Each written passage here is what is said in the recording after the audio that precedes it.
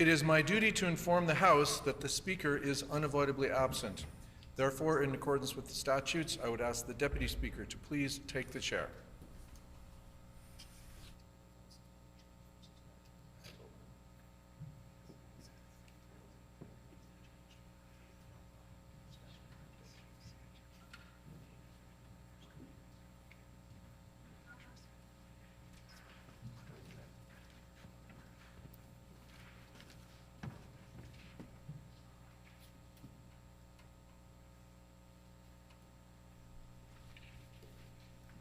O eternal and almighty God, from whom all power and wisdom come, we are assembled here before thee to frame such laws as may tend to the welfare and prosperity of our province.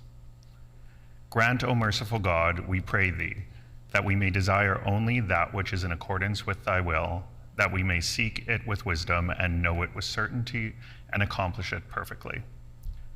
For the glory and honor of thy name and for the welfare of all our people. Amen. We acknowledge we are gathered on Treaty 1 territory and that Manitoba is located on the treaty territories and ancestral lands of the Anishinaabe, Anishinaabeg, Dakota Oyate, Dene Sulene, and Nehethowag nations. We acknowledge Manitoba is located on the homeland of the Red River Métis. We acknowledge northern Manitoba includes lands that were and are the ancestral lands of the Inuit. We respect the spirit and intent of treaties and treaty making and remain committed to working in partnership with First Nations, Inuit, and Métis people in the spirit of truth, reconciliation, and collaboration. Please be seated.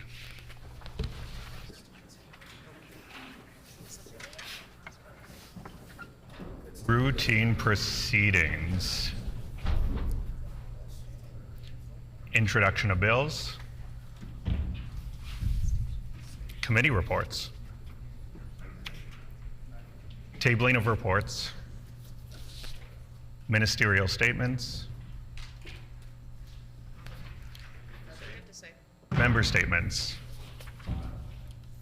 The honorable member from Waverley.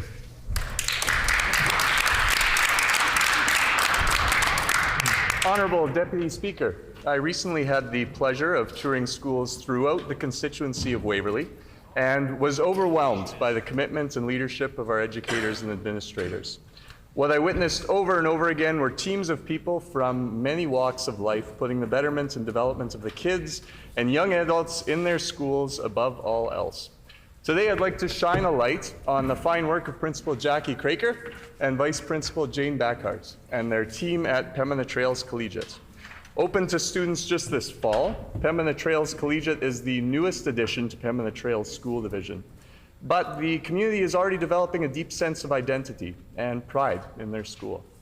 What I saw as I walked the halls embodied the values of diversity, inclusion, and curiosity. And the school teaches the Circle of Courage, has its 6 global competencies artfully displayed on the walls, which include citizenship, connection to self, critical thinking, collaboration, communication, and creativity. PTC is preparing students for a constantly evolving workplace through its creative, innovative pathways, which provide a variety of course streams from engineering to humanities to ecology. They've also developed a special early college stream in computer sciences, which prepares students for advanced careers in computer networking, cyber defense, software development, and more. Clubs, athletics, and student government participation are all beginning to take shape, and an Elder in Residence program has already been established as well. Every teacher we spoke with seemed to be beaming with excitement and enthusiasm. I feel fortunate to know that we have this incredible new facility filled with so many ambitious and engaged people. And I want to extend a thank you to Jackie and Jane, their spectacular team, and the entire Pembina Trails Collegiate for undertaking this difficult task of fostering a new community through inclusive and transformative education. Thank you, Honorable Deputy Speaker.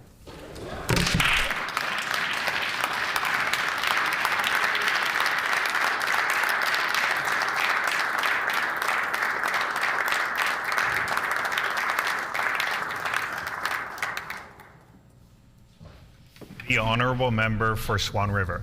Thank you, Honourable Deputy Speaker. Today I would like to acknowledge two extraordinary individuals, Andrei Shiloh, a Ukrainian refugee, and Edgardo Sina, a Filipino mechanic from the small community of Angusville. Andrei and his wife Natalie had to leave their life, career, business, friends, and family behind in their hometown of Kherson, Ukraine. 10 days before the start of the war, Andrei and Natalie went to visit their daughter in Turkey. And when the February 24, 2022 conflict broke out in Ukraine, returning home was no longer an option. Andrei and Natalie fled to Canada and were part of the 166,000 or more Ukrainians who came under the special visa program. 3 weeks after arriving in Canada, Andrei was offered a job at Houston's Enterprises in Angusville, where the business was looking to hire a journeyman mechanic. Caroline, a co-owner, hired both Andrei and Edgardo, Philippine mechanic.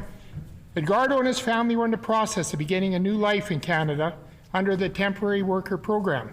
The community of Angusville welcomed both these families to their community, providing them with transportation, housing, 2 suitable personal properties, and home comforts. Both men were thankful for the employment opportunity. Owners Caroline and James couldn't be happier to have Andrei and Edgardo as employees. They're wonderful, happy people who love what they do. Before coming to Canada, both Andrei and Edgardo owned automotive businesses in their home communities and have a level of customer care that matches the Houstons. The small community of Angusville welcomed the families with open arms to start a new life. As our leader and previous premier said on February 24, 2023, she was working so hard to welcome the Ukrainian refugees. Our ongoing support reflects the very finest of Manitoba traditions, caring, compassion, and dedication in helping those in need. Thank you, Manitoba. Thank you, Angusville. Here, here.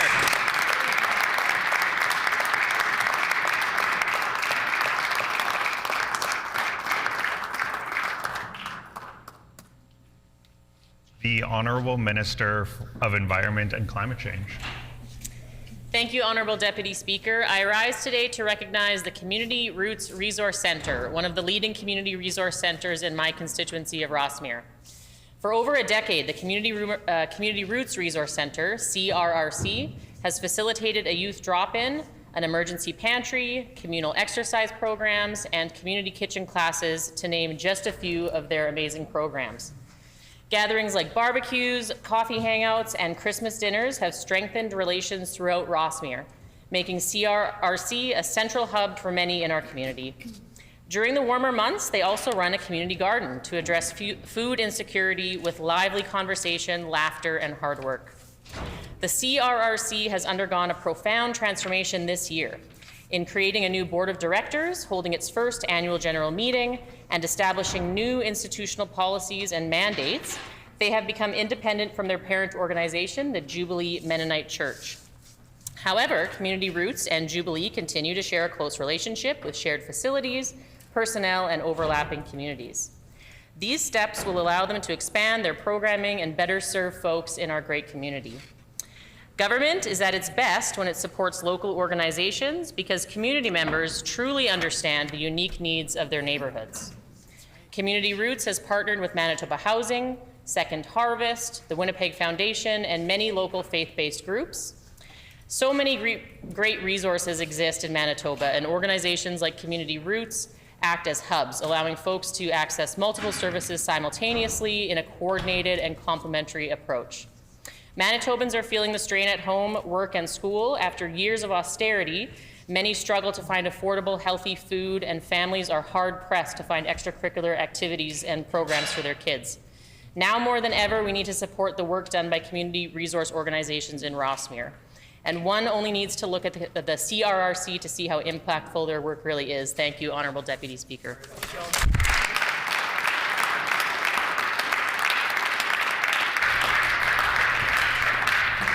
The Honourable Member for Brandon West. Honourable Deputy Speaker, on today, Giving Tuesday, I'm honoured to take this opportunity to recognize a man that is not only a constituent of mine, but a person I am proud to know and respect. Mr. Ron Helwer is the father of Reg Helwer, a former PC colleague and cabinet minister of this legislature. On November 4th, 2023, Mr. Ron Helwer was inducted into the Canadian Agricultural Hall of Fame recognized as a lifelong Canadian agricultural ambassador. At 90 years young, Ron continues to move the agricultural world into the future and is passionate about giving back, especially to the agricultural community. He generously donated $500,000 to the Assiniboine Community College's campaign to build the Prairie Innovation Centre for Sustainable Agriculture.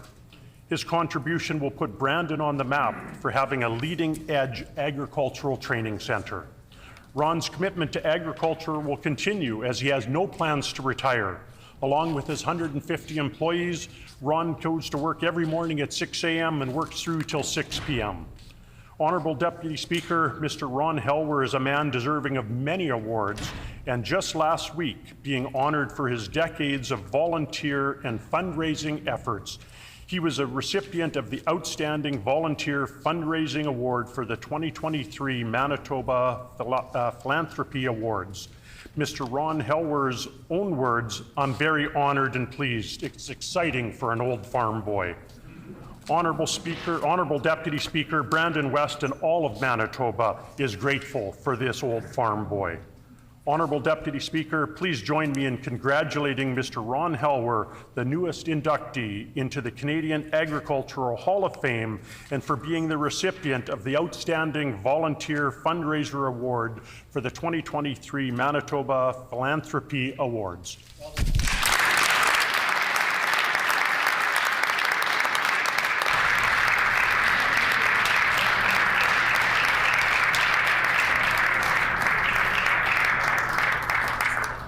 The Honourable Minister of Health, Seniors and Long-Term Care. Honourable Deputy Speaker, for the past several years, I've participated in the annual Misericordia Health Centre Foundation's Angel Squad event. This event this morning kicked off Giving Tuesday, which is Giving Tuesday kicked off today and celebrated the 28th year of MHC's Angel Squad. Giving Tuesday is a globally recognized day for generosity that promotes the power of giving and its role in transforming our communities. I was honored, very honored, to join in on the celebrations with the Honourable Minister of Advanced Education. Opposition health critic was also there wearing a shiny halo, and many other guests. This year's campaign celebrated MHC's 125th year, and it was great to see so many of us in our angel costumes, in halos, brightening the morning for folks who are passing by the hospital on their way to start their work days or whatever it is that they're headed to.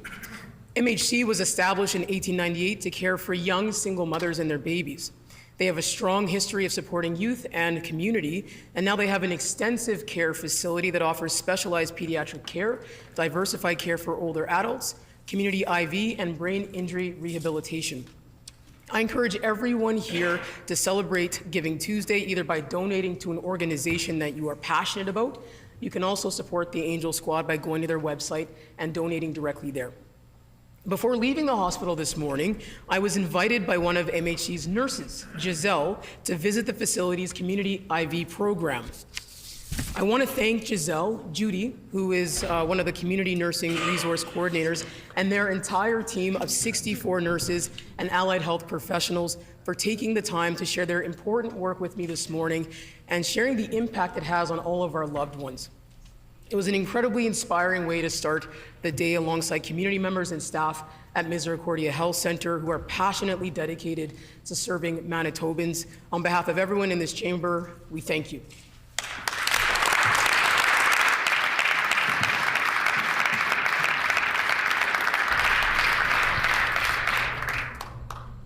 So before we get to oral questions, we have some guests in the gallery. We have seated in the public gallery from École Rivière Rouge 44 grade 4 students under the direction of Nicole Trottier. This group is located in the constituency of the Honourable Member for Kirkfield River East.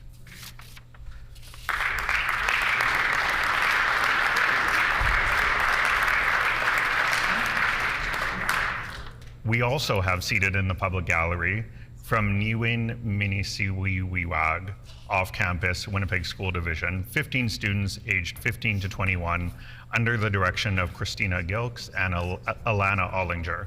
This group is located in the constituency of the Honourable Member for Point Douglas and the Honourable Minister of Housing, Homelessness, Addictions and Mental Health.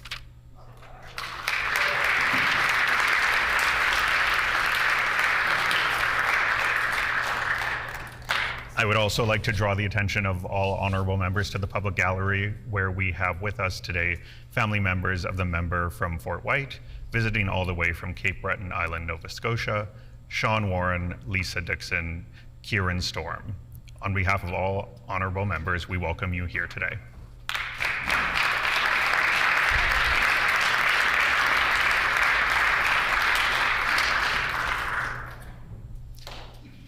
Oral questions. The Honorable Leader of the Official Opposition. Thank you.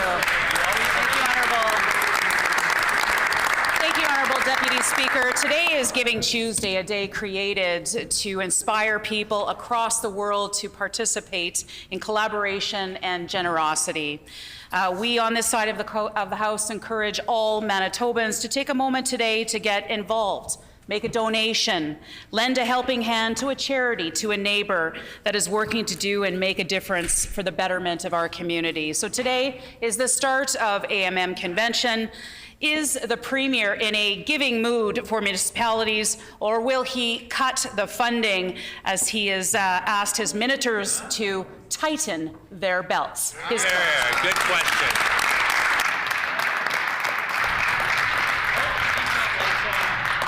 The Honorable Minister for Health, Seniors Care and Long-Term Care. I welcome the question from the Leader of the Opposition. Under the previous PC government, municipalities had to deal with a PC caucus that was set on cutting, freezing, cutting some more, freezing their funding year over year over year over year. Our government is taking a different approach. Our government believes in working with municipalities to strengthen what they are able to deliver to Manitobans. Now, that is an approach that Manitobans and municipalities haven't experienced in some time due to the previous government's failed approach to governing. Our government on this side of the House is taking a different approach, which will benefit municipalities across the province. Right on.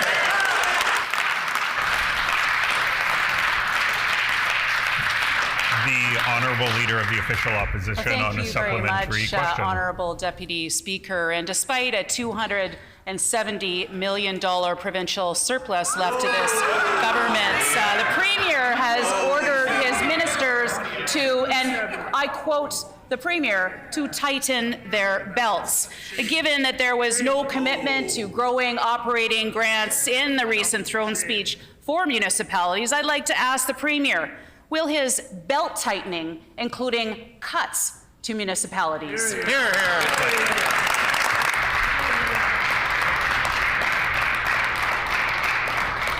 The Honourable Minister for Health, Seniors and Long-Term Care. Honourable Deputy Speaker, I have to say that I'm disappointed. Yeah. I'm disappointed that the member opposite, the Leader of the Opposition, has carried on a pattern that we saw when that caucus on that side of the House was leading Manitoba.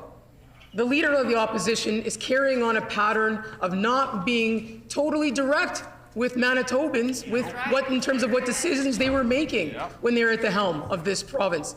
Honourable Deputy Speaker, it is incredibly concerning that on this day in the House, the Leader of the Opposition chooses to stand up and put false information on the record of this House. We very much look forward to Manitobans in the coming days learning the full scope of the damage the PCs did during their time leading this province.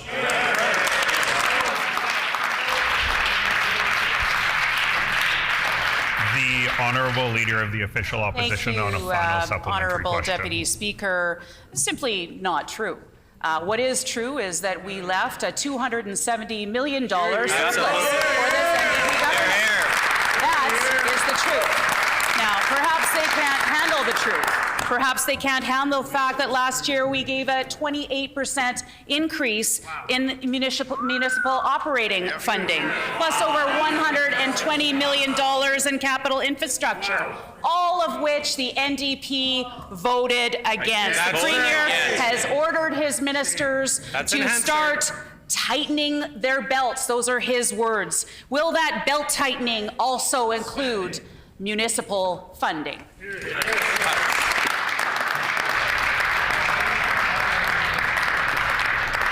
The Honourable Minister for Health, Seniors and Long-Term Care. Honourable Deputy Speaker, I'm old enough to remember when the previous PC government wouldn't even meet with municipalities. Shameful. They wouldn't, while we were meeting with municipalities and fighting on behalf of municipalities to make sure they got the funding that they needed, the previous government was busy freezing their funding. Our government is making sure Manitobans know it is a new day across the province. We are committed to providing stable, reliable funding for municipalities. We are committed to going to the table as partners with municipalities and making sure that no matter where you live in our great province, that you have the services that you depend on. Honourable Deputy Speaker, the Leader of the Opposition can get up time and time again and put false information on the record. On this side of the House, we'll stick to the facts.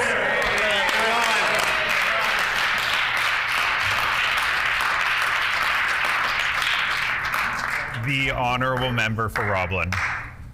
Last week, the Minister of Health refused to assure Manitobans that they wouldn't cut the much-needed HSC adult bed tower redevelopment. Now, Manitobans across the province are rightfully concerned about what other healthcare projects are on the NDP's chopping block. Our PC team committed $30 million to expand the ICU at the Grace Hospital. Construction was slated to begin in the summer of 2024. Will the minister commit to the constituents of Roblin, Kirkfield Park, Assiniboia, and St. James that this project will not be cut or delayed? The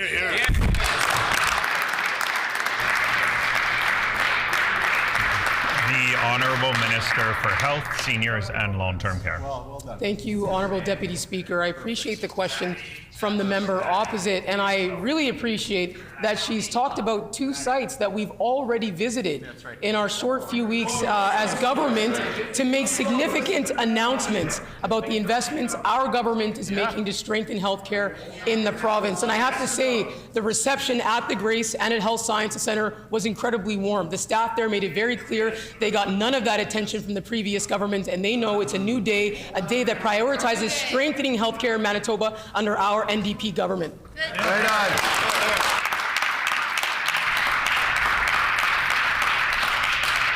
The Honourable Member for Roblin. Well, then I'll talk about one of the sites that was left off of the listening tour. Construction started at the new Portage Regional Health Centre this summer, with work slated to be completed in the summer of 2025. This total investment of over $455 million could now be on the NDP chopping block.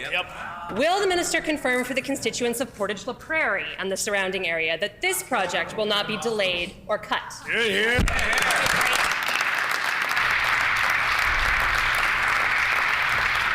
The Honourable Minister of Health, Seniors and Long-Term Care. Thank you, Honourable Deputy Speaker. And I've had really great meetings actually about Portage Hospital and that project. And I very much look forward to seeing what's to come with that hospital. I know that the board and other folks are taking steps to not only make sure that it's a state-of-the-art facility, but also making sure it's a location that is culturally aware and inclusive to surrounding communities as well. I want to commend them for doing that work.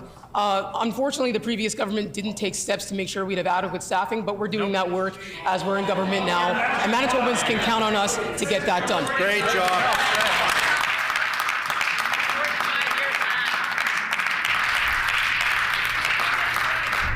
The Honourable Member for Roblin on a final supplementary question. Construction of the brand new hospital in Nipawa started in late 2022. This facility is scheduled to be completed in the summer of 2025 with a total investment of $338 million.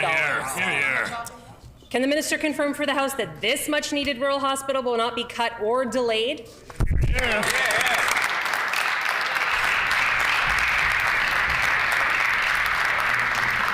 The Honourable Minister for Health, Seniors and Long-Term Care. Again, I appreciate these questions about projects that we know are very important to residents of constituents of that particular community. And I want to reassure constituents in Nipawa and the surrounding areas that our government is committed to making sure that they can access quality health care in their communities and for those in surrounding communities. Now, I do think it's incredibly important to make very clear that while Manitobans have dealt with a previous government that implemented years of cuts, years of mistreating healthcare workers, that our government is taking a different approach. And while that side of the House wants to fear monger and scare Manitobans, we're here about working together. Our government is about putting people first and working in a unified manner to strengthen healthcare across our province. Great job.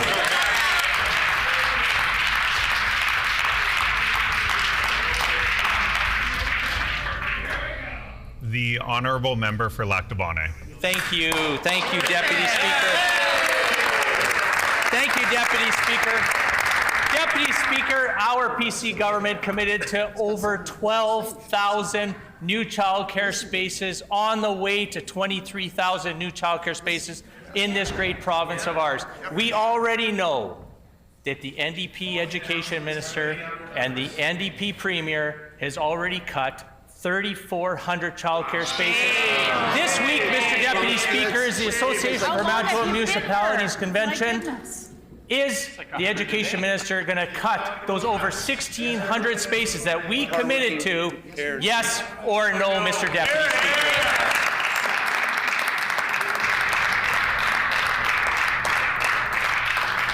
The Honourable Minister for Education and Early Childhood Learning.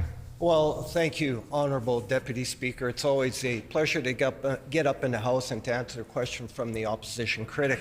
What's critical to understand here, though, is that he gets up and says 2,300 one day, 1,600 just a little bit a minute ago, and then it was 800 the other day. So we really don't know what he's referring to. Yeah. But here's the truth, Mr. Honourable Deputy Speaker.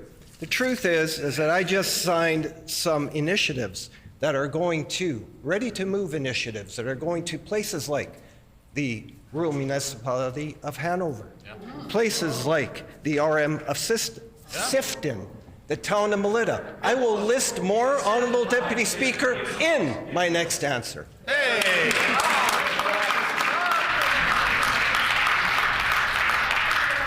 The Honourable Member for Lac du Bonnet. Thank you, Mr. Deputy Speaker, and it's encouraging to see and to hear that at least part of what we've done in the Progressive Conservative government that the minister is listening to. It's unfortunate that the minister doesn't pick up Hansard and actually see that I'm being consistent with the numbers that I am using. It's nice to also see, because nobody for the community of the city of Dauphin is standing up and speaking on behalf of Dauphin, Mr. Acting Speaker, so I will. Is the Minister for Education, it's nice to hear that he's signing agreements that we've already put in place from the Progressive Conservative government. Well done. Is he committed, he should say it this week on AMM, is he cutting the spaces in the city of Dauphin, Mr. Deputy Speaker?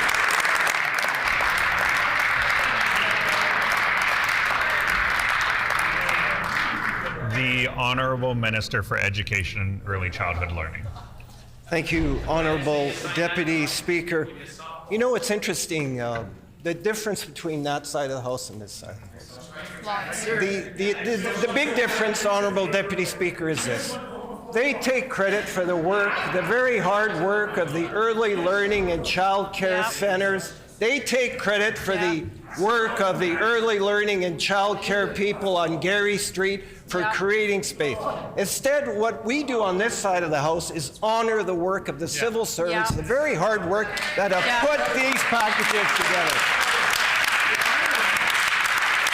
I will also add, Honourable Deputy Speaker, is this.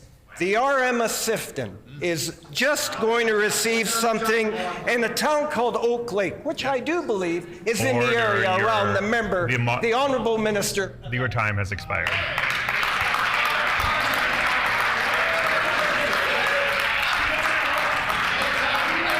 The Honourable Member for Lac du Bonnet on a final supplementary question. Mr. Deputy Speaker, sorry about that. He didn't teach geography. So the Arma Sifton in Oak Lake, specifically Oak Lake, is actually getting 40 spaces, according to the news release, which we, on this side of the House, Progressive Conservative government at the time, had announced February 16th, 2023.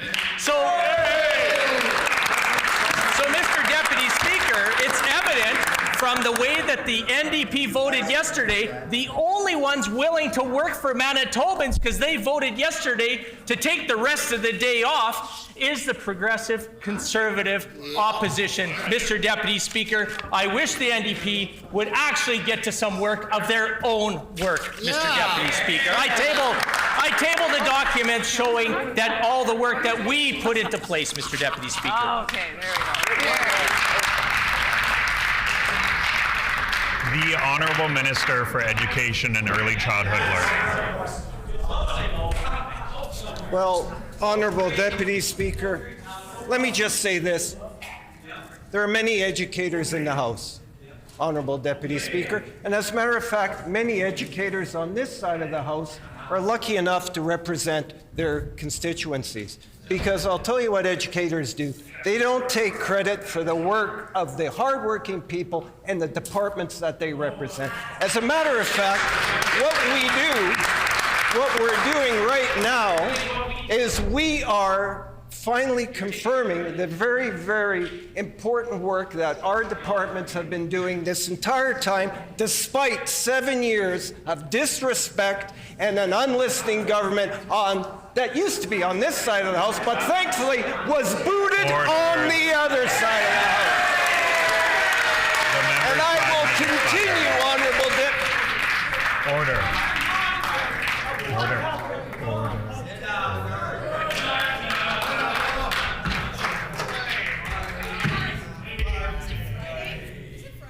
The Honourable Member for Red River North.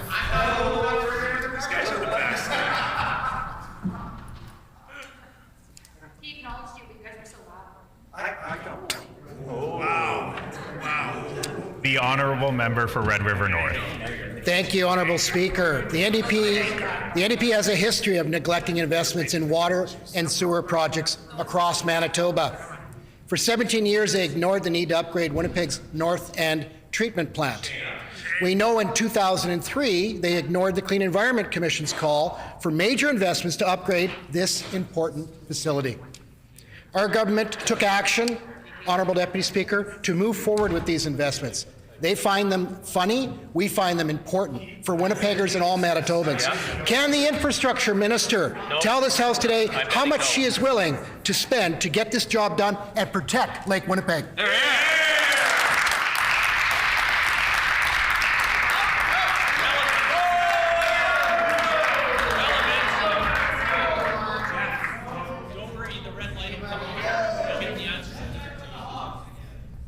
The Honourable Minister for Climate and Environment and Climate Change. Honourable Speaker, where the PCs cut, the NDP will build.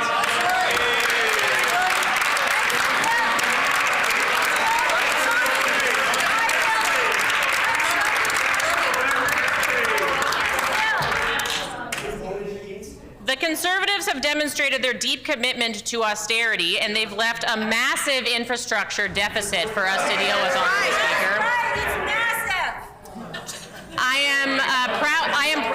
I'm proud to say that just yesterday our government met with the Lake Winnipeg Foundation and with the City of Winnipeg to discuss the next steps on the North End waste control plant, and I look forward to providing more updates in the future.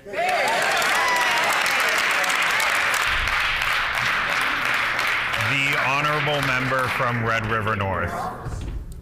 Thank you, Honourable Deputy Speaker. Municipalities can't afford to repeat the days of the NDP in action.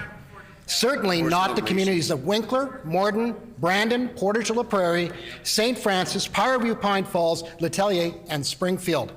This year's budget included $140 million for water and sewer projects in these rural communities.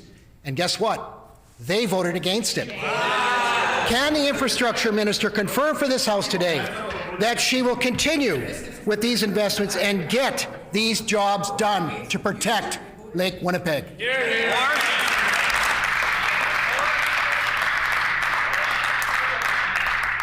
Honourable Member for the Environment and Climate Change.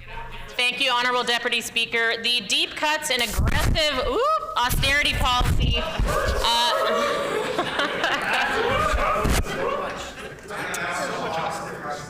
The aggressive cuts from the previous government, again, have left us with an infrastructure deficit.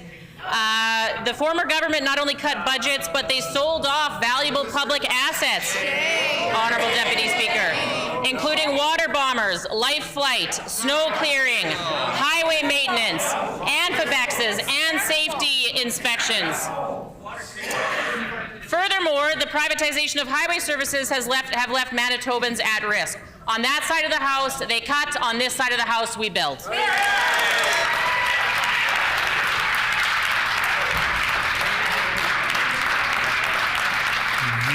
honourable member for Red River North with a final supplementary question.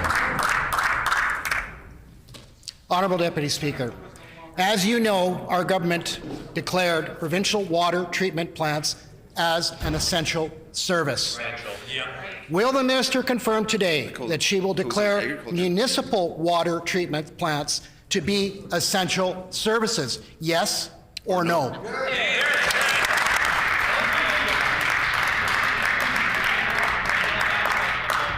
The Honourable Minister for the Environment and Climate Change.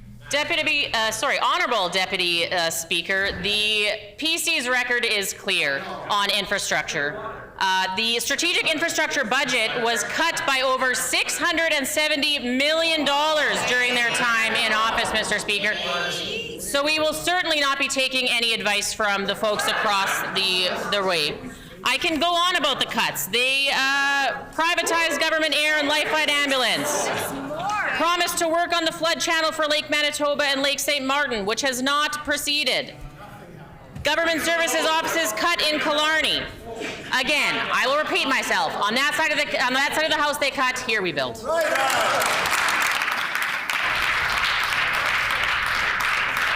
The Honourable Member for Agassiz. Thank you, Honourable Deputy Speaker. Manitoba is a beautiful, diverse province offering opportunity and growth. What is this government going to do to promote and attract newcomers beyond the capital region and promote the northern, rural, and bilingual municipalities to help expand population growth beyond the urban centres?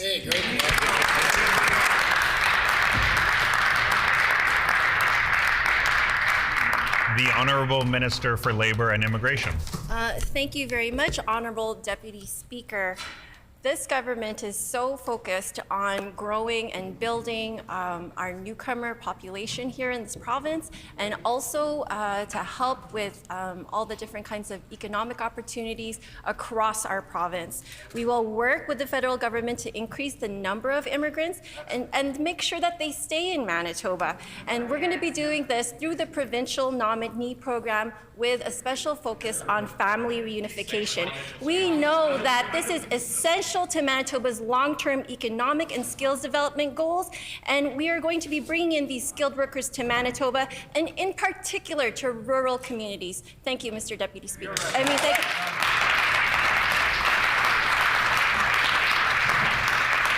The Honourable Member for Agassiz with a supplementary question. The Progressive Conservative government created the Manitoba Provincial Nominee Program. This program has brought in more than 170,000 economic immigrants to Manitoba, with more than 20% going to regional communities throughout the province. Will the NDP government continue to prioritize economic immigration to regional rural municipalities?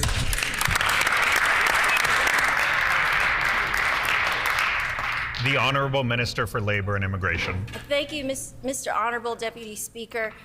Under the NDP government, the provincial nominee program was a leader across the jurisdictions here, and that is the truth, and this is something that all jurisdictions across Manitoba know. There is currently work underway to meet these immigration goals that we currently have. We are seeing a lot of demographic changes across our country, and we know that we really need to act in order to attract skilled newcomers to our province, and we're doing that with the provincial nominee program. program, we've been given a mandate by the people of Manitoba to make sure that we have all the rural communities and northern communities also making sure that they have access to these newcomers, and we're really looking forward to making sure these community programs occur. Thank you, Honourable Deputy Speaker.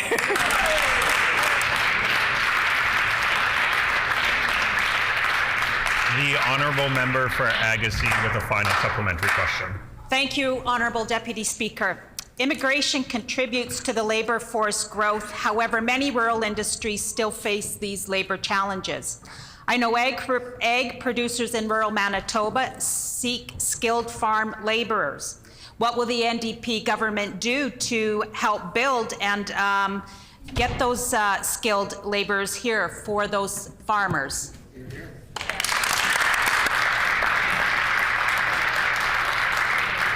The Honourable Minister for Labour and Immigration. Thank you, Honourable Deputy Speaker. You know, over the last 7.5 years, this immigration file was completely ignored by the PC government. Over the last 7 years, this immigration file was completely cut and reduced to a program that we could barely recognize. Instead of being leaders in this province on this PNP, we've now become laggards, but this is going to change. Under this previous PC government, we saw zero recruitment now of international education nurses. That's zero accreditation of nurses. We will take no lessons from the members opposite regarding accreditation. We have also seen the worst outmigration rates in 2 decades. Under this previous PC government, the member's time has expired.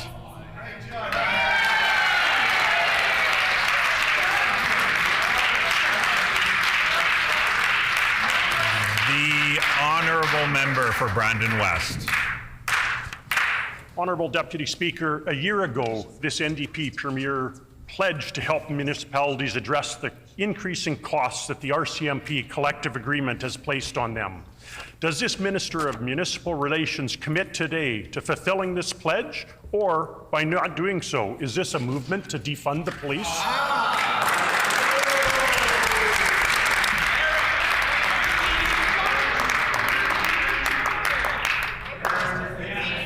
The Honourable Minister for Justice and Attorney General. Thank you, Deputy Speaker. Again, I would encourage the member opposite to avoid using divisive rhetoric. That's right. That was born out of the election campaign of his leader. And really has no place when we're talking about supporting law enforcement in this province. We know the previous government's record when it comes to police funding across our province. It was 7 years of freezes and cuts to every single municipal police force across the province. He has a record that he needs to answer for. I wish that the member would be clear about his party's records. Right.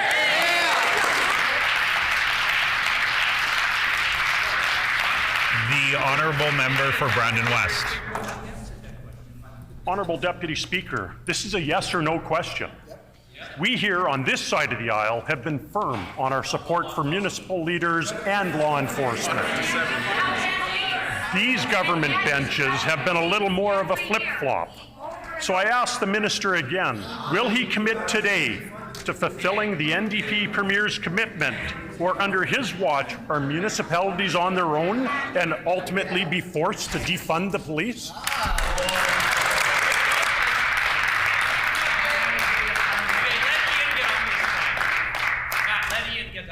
The Honourable Minister for Justice and Attorney General. I can appreciate that the member is just reading questions that may have been written for him by the leader of the opposition. But I would hope that he would cut through that kind of rhetoric and actually talk about the record of the previous government, a previous government that fought with the federal government at every single turn, instead of actually advocating on behalf of municipalities and on behalf of communities across Manitoba who are asking for a fair deal with the RCMP. This government is going to do that work, it's going to get down to business, and it's going to accomplish that where this former government failed.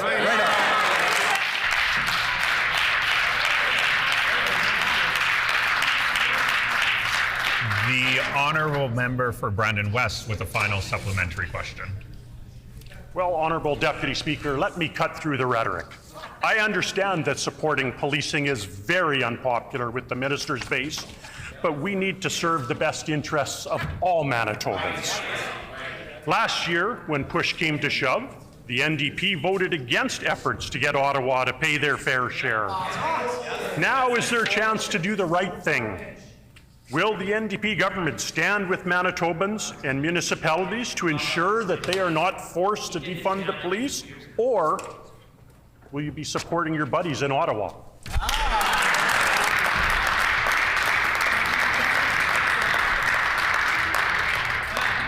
The Honourable Minister for Justice and Attorney General. There's no friends. I would encourage the member opposite to pick up a copy of Hansard and go back year after year after year. When I stood in this House, when members of the then opposition NDP stood in this House and stood up for police in this province.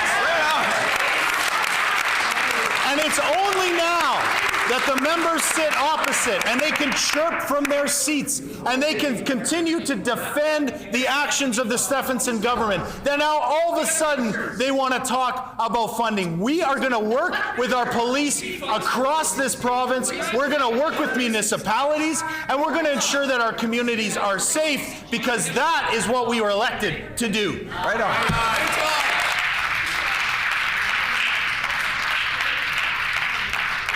The Honourable Member for Tyndall Park. Thank you, Honourable Deputy Speaker.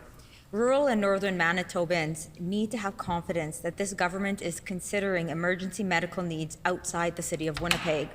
Wait times are not great anywhere, but at least Winnipeg's are published on the WRHA website, unlike any of the other RHA sites. Will this government take a step towards restoring confidence to rural and northern Manitobans by publishing wait times on rural health facilities? The Honourable Minister of Health, Seniors and Long-Term Care. I thank the member for Tyndall Park for that very important question. Unlike the previous PC government, our government on this side of the House is committed to strengthening health care in rural and northern communities, quite frankly, all communities across the province. We have been working with, since being elected in this role, we have been working every single day with leadership in the Northern Regional Health Authorities and in rural communities, and meeting regularly to talk about the ways in which we can enhance their communication on issues that are, quite frankly, affecting folks across Manitoba. So we'll continue to do that work. We are committed to being a government that communicates very effectively with the public. Right on.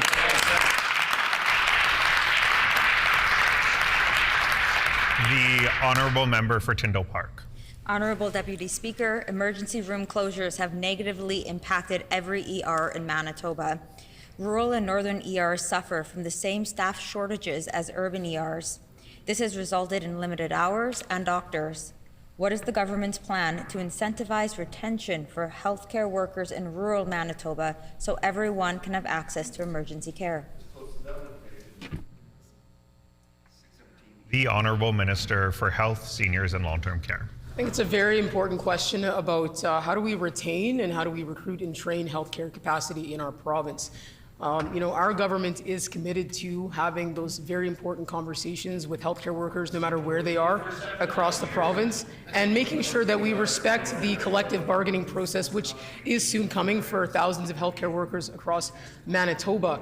But I think it's important to note that the previous government not only ignored healthcare workers in rural and northern Manitoba, but they outright disrespected them.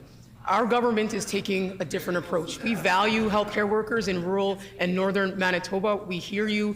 We're working with you every single day to strengthen the capacity in our system to make sure Manitobans get the quality care they need, no matter where they live. Great job. The Honourable Member for Tyndall Park with a final supplementary question. Thank you. I'm tabling the ER hours of operation for 3 different rural RHAs, which show inconsistent schedules across dozens of municipalities. Honourable Deputy Speaker, these hours of operation are subject to change without any notice. Heart attacks, accidents, and emergencies, they don't work around ER schedules. What will this government do to ensure that Manitobans in rural and northern areas can get 24/7 emergency care?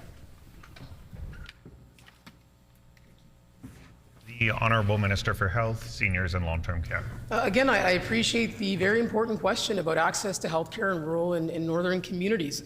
It is a very serious issue that our government is looking at and working on every single day. And again, it's very important for folks to note that while the previous government didn't seem to care, quite frankly, whether or not we were strengthening healthcare access in rural and northern communities, our government is very invested in making sure that we have the health human resource capacity to make sure that no matter where you show up to access care, especially emergency room services, that you can get that care. I also think it's important to note that the previous government showed a net loss of healthcare workers in our system during that time. And our government is not only cleaning up their mess, we're making progress on this very important issue. Great job.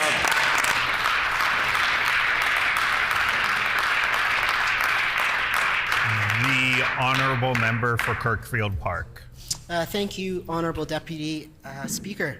Last week, the Minister of Health announced a much-needed investment to reduce wait times in emergency departments in Winnipeg, Selkirk, and Brandon. With the $2.7 million investment, the province will be able to hire more allied health and hospital case coordinators who will help ensure Manitobans are getting home from the hospital safely and without delay.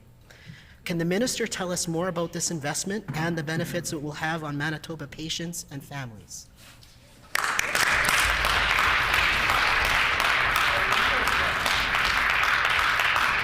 The Honourable Minister for Health, Seniors and Long-Term Care. Thank my colleague, the wonderful MLA for Kirkfield Park, for that very important question. I was absolutely thrilled to make an announcement last week that's going to address a long overdue challenge in our healthcare system to ensure that 7 days a week, people are being discharged from our hospitals. This is an investment that is finally going to align Manitoba with other jurisdictions who've been doing this for many years, and it's going to address something that the frontline healthcare workers at HSC, where we made the announcement, call the weekend effect. It's important to note that this is an idea that frontline healthcare workers brought forward under the previous government, and no action whatsoever was taken. But under this government, Manitobans and healthcare workers can be assured our government is listening. We're actioning your ideas and your solutions, and we're going to fix healthcare together.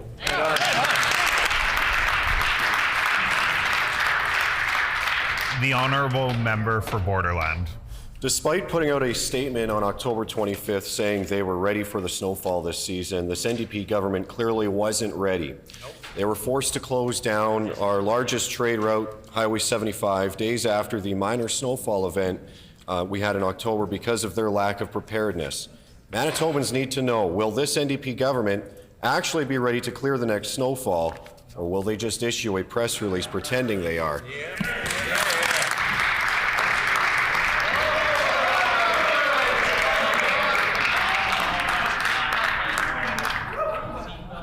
The Honourable Minister for the Environment and Climate Change.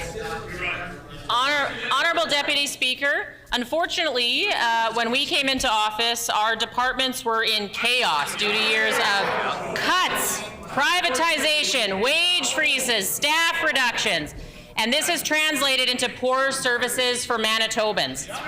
The Department of Infrastructure is working hard to right these wrongs by bolstering our snowplow operator numbers and upgrade equipment by hiring up to 40 retired operators to supplement full-time staff, partnering with local governments to provide winter maintenance of provincial gravel roads, working toward implementing a 24-hour snow clearing on major routes to ensure safe passage, and re-implementing standby pay for maintenance staff for weekend service when needed.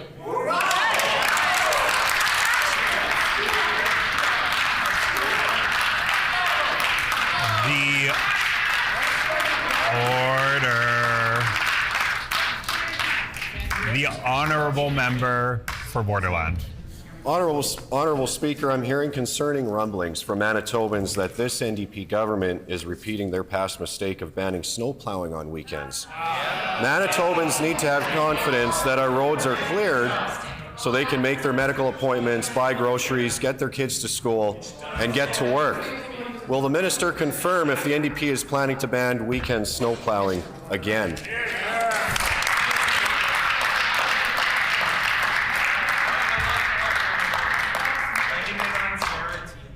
The Honourable Minister for the Environment and Climate Change.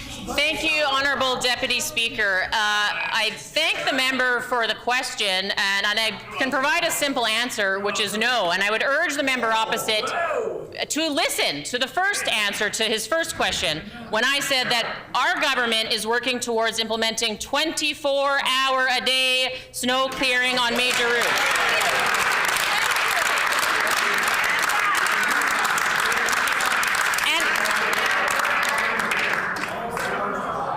Deputy Speaker, let's talk a little bit more about the chaos that the Tories have created.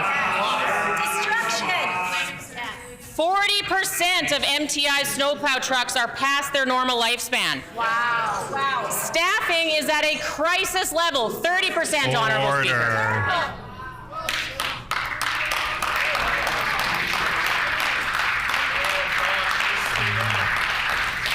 The Honourable Member for Borderland with a final supplementary question. Speaker, there's a long list, but one of the worst things the previous NDP government did was to ban snowplow operators from working on weekends. This was on top of chronic underspending on roads, and I want to be crystal clear. Will this minister commit to never banning weekend snowplowing again?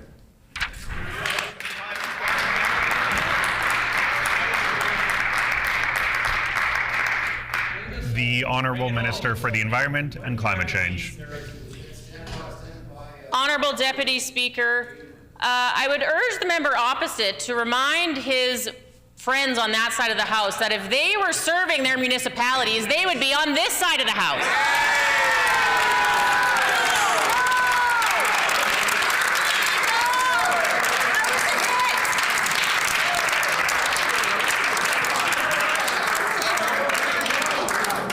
And I will repeat myself one final time, Deputy Honourable Speaker, they cut and we will build.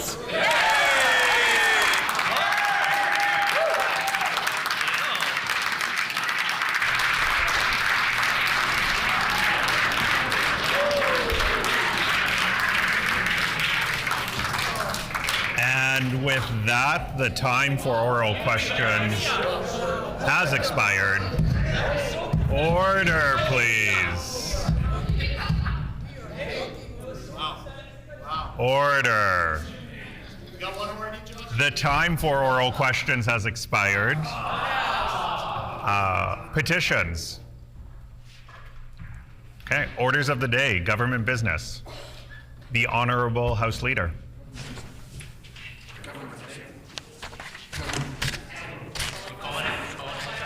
Government House Leader. Miigwech, Honourable Speaker, pursuant to Rule 34(7), I am announcing that the private member's resolution to be considered on the next Tuesday of private member's business will be one put forward by the Honourable Member for Kirkfield Park. The title of the resolution is Commitment to Keeping Manitoba Public Insurance Privately Owned. Miigwech. Oh, that's a good one. Really good.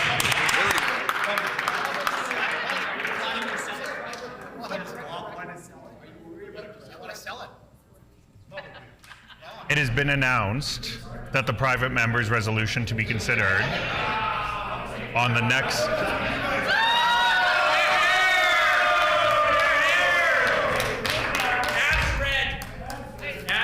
The Honourable Government House Leader. Miigwech, Honourable Speaker. I actually said that wrong, so I apologize to the House. It's okay, I can admit when I'm wrong. It's okay. Honourable Deputy Speaker, may I say it again, please? Miigwech, thank you. Again, let's try this again. Pursuant to Rule 34(7), I am announcing that the private member's resolution to be considered on the next Tuesday of private member's business will be one put forward by the Honourable Member for Kirkfield Park. The title of the resolution is Commitment to Keeping Manitoba Public Insurance Publicly Owned. Well,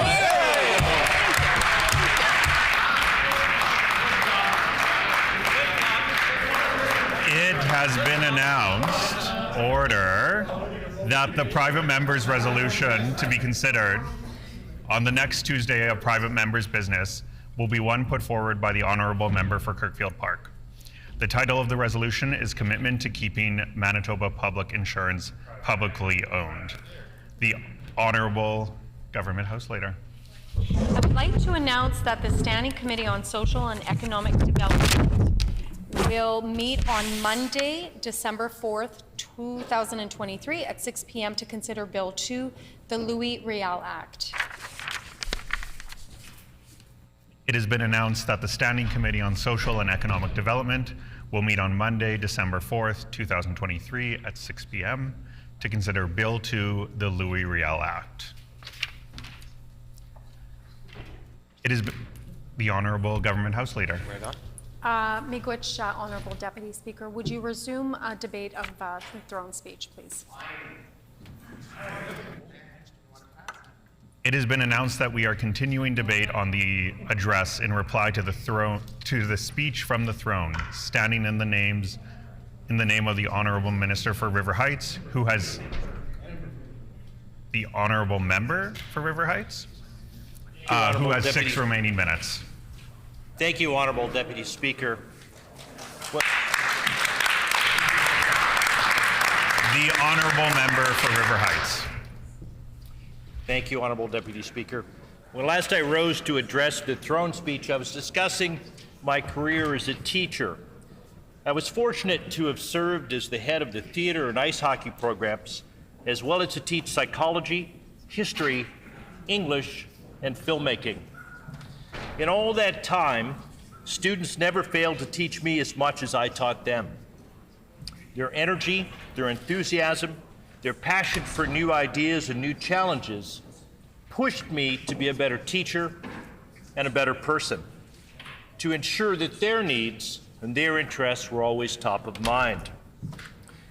That's what pushed me to first become involved with our local Teachers Association, when the Liberal government of Gordon Wilson and later Christy Clark stripped the provincial teachers' contract of class size and composition language that we had previously bargained. For 12 years, we fought our own government, all the way to the Supreme Court, to get that language returned, in the interests of our students. In the meantime, an entire cohort of children, including one of my own, entered and exited the public school system without experiencing any of the very real educational benefits those provisions would have provided. And as teachers, we watched and we agonized as countless students fell through the cracks because the supports students needed didn't exist, all because of one government's ideology. It was that experience that drew me into the fight against Bill 64, which I saw as the thin edge of the wedge for similar philosophically driven educational change here in Manitoba, a fight that became the starting gun for my campaign in River Heights. Here again, Honourable Deputy Speaker, our throne speech offers opportunities to work together across the aisle to improve the quality of education all students receive.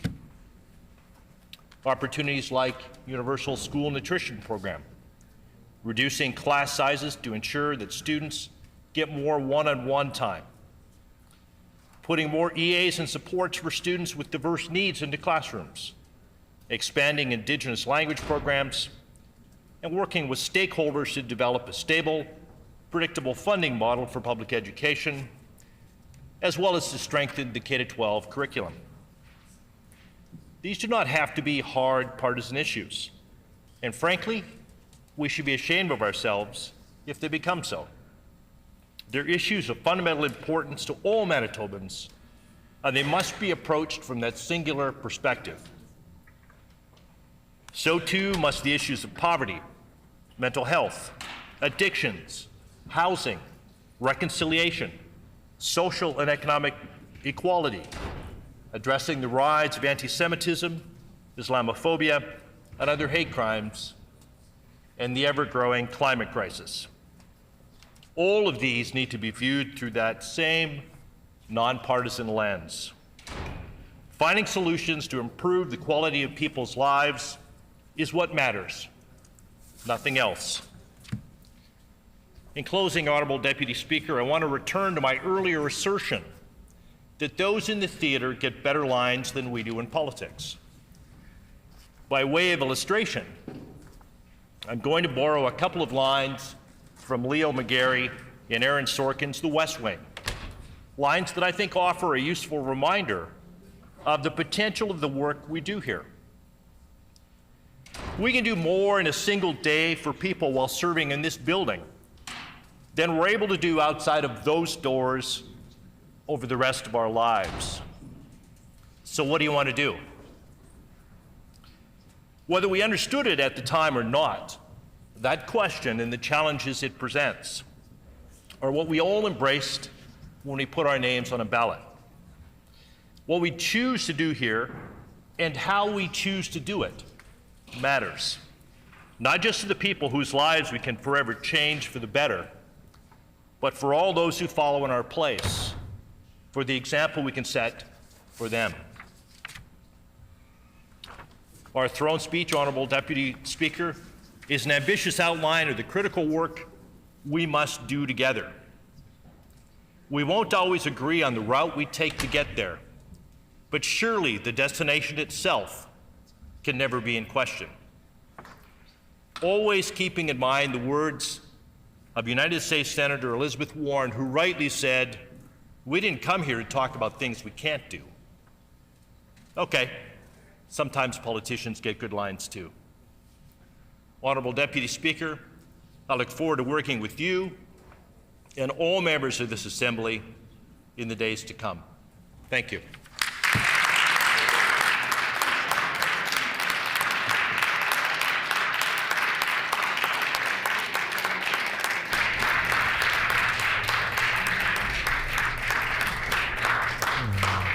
The Honourable Member for Spruce Woods. Thank you, Deputy Speaker.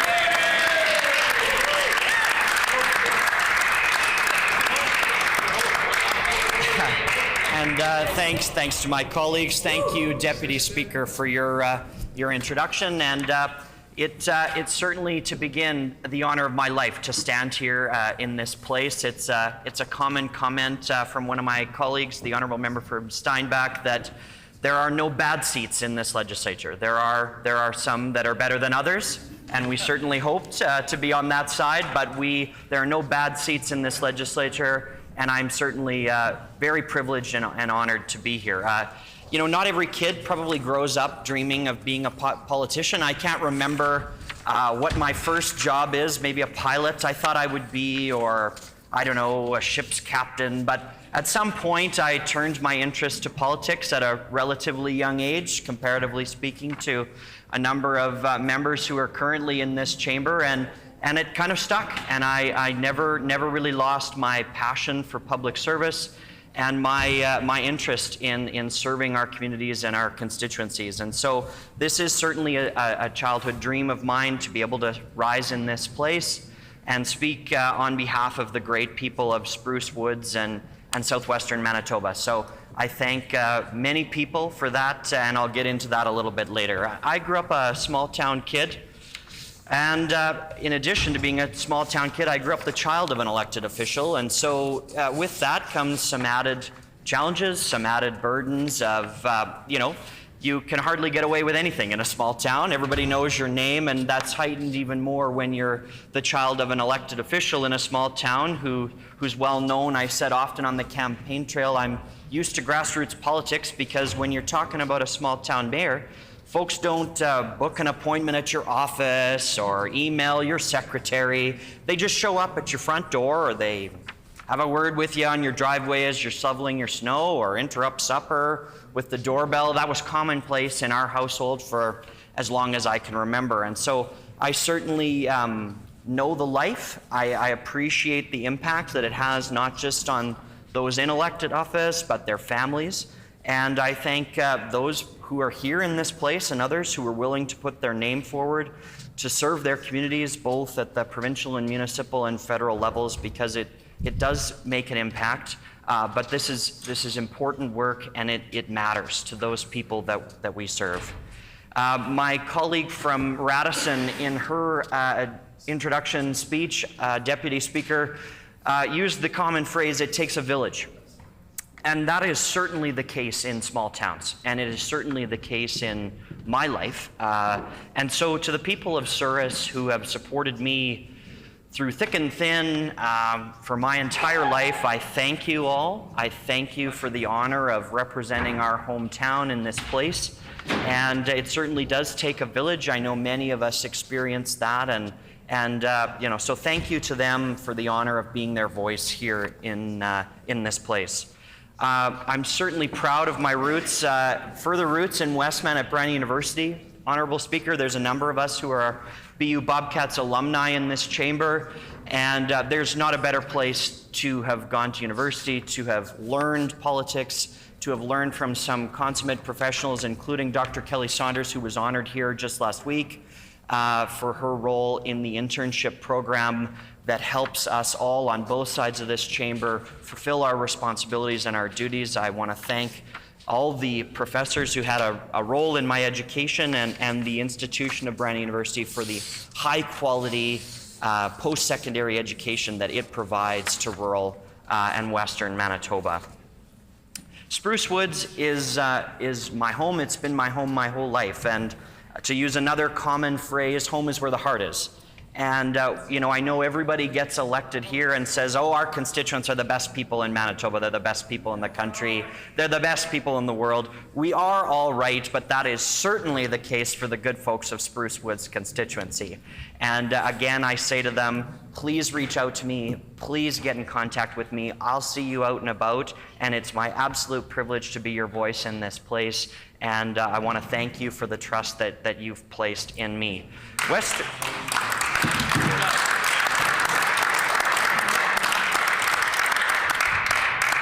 Western Manitoba has big potential.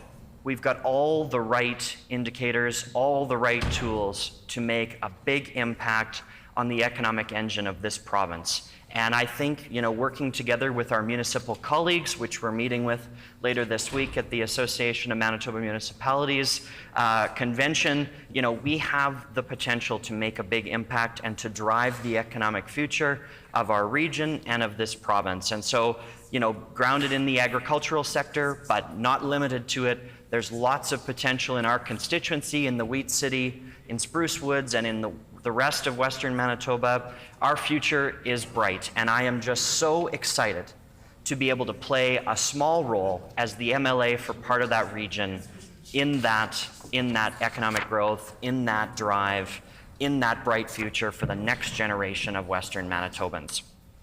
I would be remiss, Deputy Speaker, if I didn't comment a little bit on the folks who sent me here, who helped get me here, to the members of our great party in Spruce Woods constituency, to the voters of Spruce Woods constituency. Thank you. Thank you for your work, for your effort in supporting my election here to this place. I'm truly humbled.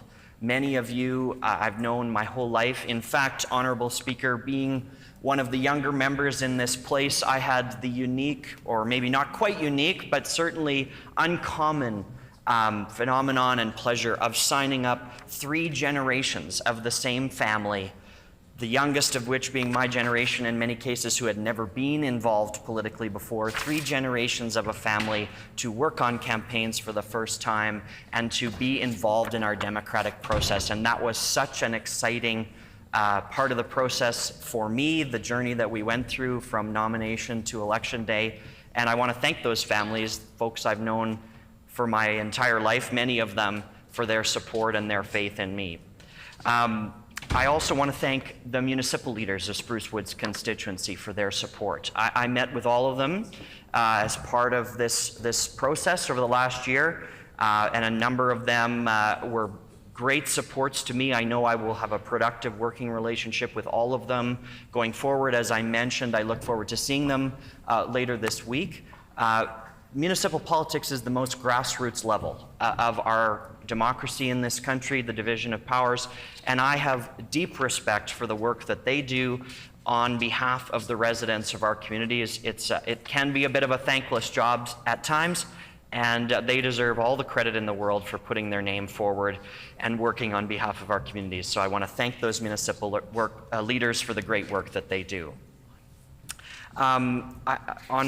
Specifically on my team, I'd be remiss if I didn't thank, of course, the campaign team, in particular my 69-year-old uncle, Derek Jackson, who was my fearless door knocker, door knocked almost as many nights as me, and he certainly put in a lot of hours, and he deserves recognition for the decades of work that he has done campaigning on behalf of public servants over many decades in Western Manitoba. A number of items that we heard at the door, Honourable Deputy Speaker: affordability, healthcare, infrastructure. And these items, I'm sorry to say, Honourable Deputy Speaker, are lacking in specifics in this throne speech. And so we hope that the NDP government, now that they're in their roles and as they settle in, start to come forward and flesh out in this place on the record more specifics about how they are going to achieve their lofty election promises. We hope to see that coming forward in the days and weeks and months to come. But mostly, Honourable Deputy Speaker, what we heard at the door was a need to reconnect, to re-engage with our communities. This is a product of COVID, I have no doubt, but that is why I am so excited to be in this role, to be in this place, and to serve our communities, because I'm never happier than when I'm at a community barbecue or at the doors talking to the great people of Westman. And I've had experience in that in previous life, and very excited to do that with my name as the MLA and as the ballot now. So very, very excited to move forward with that exciting work, to re-engage with our communities and make sure that as many Manitobans as possible are engaged in the democratic process. And Deputy Speaker, a lot of the reason why I love that work is due to the people that I had who have mentored me throughout my life, working as a volunteer and then as a member of staff in politics. And fortunate to have many strong political mentors, many of whom are former members of the Legislative Assembly of Manitoba, which speaks to the quality of individual that is elected to this place. So I must start at the beginning. There's no other place to start, and the first I would like to acknowledge for her role in bringing me here is Leanne Rowett, the former member for Minnedosa and member for Riding Mountain. Leanne lived just up the street from me growing up in Souris. I grew up with her kids, Cameron and Mackenzie. And I remember very well her first election in 2003, which was a close one. If you are not familiar with Westman electoral history, I think the running nickname for Leanne was Landslide Leanne because she won by about 14 votes in her first election, but then worked her tail off to make sure that she was soundly reelected in her next two elections after that. In that campaign in 2003, I was about 5, and I was under the desk with her kids, Cam and Mac, stuffing envelopes as our parents were at the doors or calling members or whatever they happened to be doing. And I've never really gotten out. As they say, the political bug bit me early. Leanne, I also had no interest after that in being a pharmacist or a dentist, much to my parents' disappointment. And so for Take Your Kid to Work Day, instead of going with either of my parents, I came here with Leanne, and I worked in opposition. I remember meeting in Bank 123 with her and Bonnie Mitchelson, former member for Codone and River East, helping them prepare their questions for question period that day. And that was the honor of my life. What I don't highlight publicly, but perhaps I'll share today, is I'd just gotten a brand new golf shirt. It said Souris and Glenwood Golf Course, and I thought, yes, I'm going to wear that shirt and represent my hometown. I'm 14 or 15, whatever I was in grade 9. I'm going to represent my hometown when I come to the legislative building. So Leanne picks me up. My parents had gone to work. I come here, do the full day's work, get home, and Leanne drops me off, and my dad looks at me as I come in the front door, and he says, "You didn't wear that golf shirt." I said, "Yeah, I sure did. It's Souris and Glenwood Golf Course. Like, I was representing the hometown." The shirt was neon orange. To Leanne's great credit, she never brought it up. She never said a word. She just let me be proud of representing my hometown the very first time that I entered this building, and to this day, that's a bit of a running joke between Leanne and my dad. Leanne was passionate, committed, and fierce in standing up for children and for her constituency, and I certainly appreciate her mentorship. I would be remiss if I did not mention my immediate predecessor, Cliff Cullen, MLA for first Turtle Mountain and then Spruce Woods.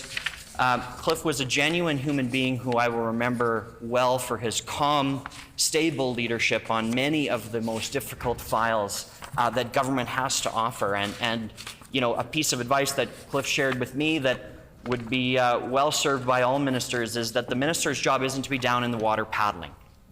Minister has to keep their eye on the long game. There's lots of teams around you of very qualified people, your political staff, your department staff, very qualified professional civil servants who are there to do the paddling work of the department. As soon as the minister's in the water paddling, they've lost sight of the long-term goal of where we need to get to. And I think the next one I have to mention is Larry Maguire. Former member for Arthur Verdon. Larry took me under his wing when he ran federally for the first time.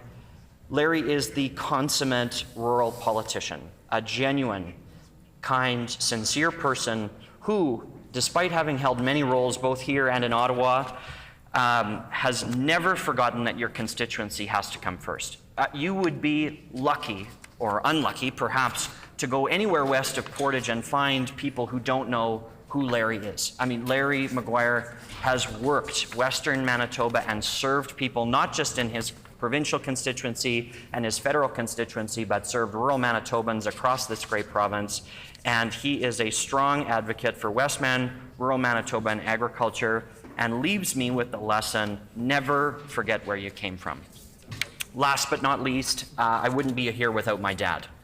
My dad was the mayor of first the town of Souris and then the mayor of the amalgamated municipality of Souris-Glenwood from 2005 until 2022. And he raised me with lessons at our kitchen table that to those who much is given, much is also expected, and that community service is expected of people. You must give back to your community or else our communities do not succeed. Busy is never an excuse to do something halfway. Be open-minded, dedicated, and most of all, patient, which is something that I still have a lot to learn from his example.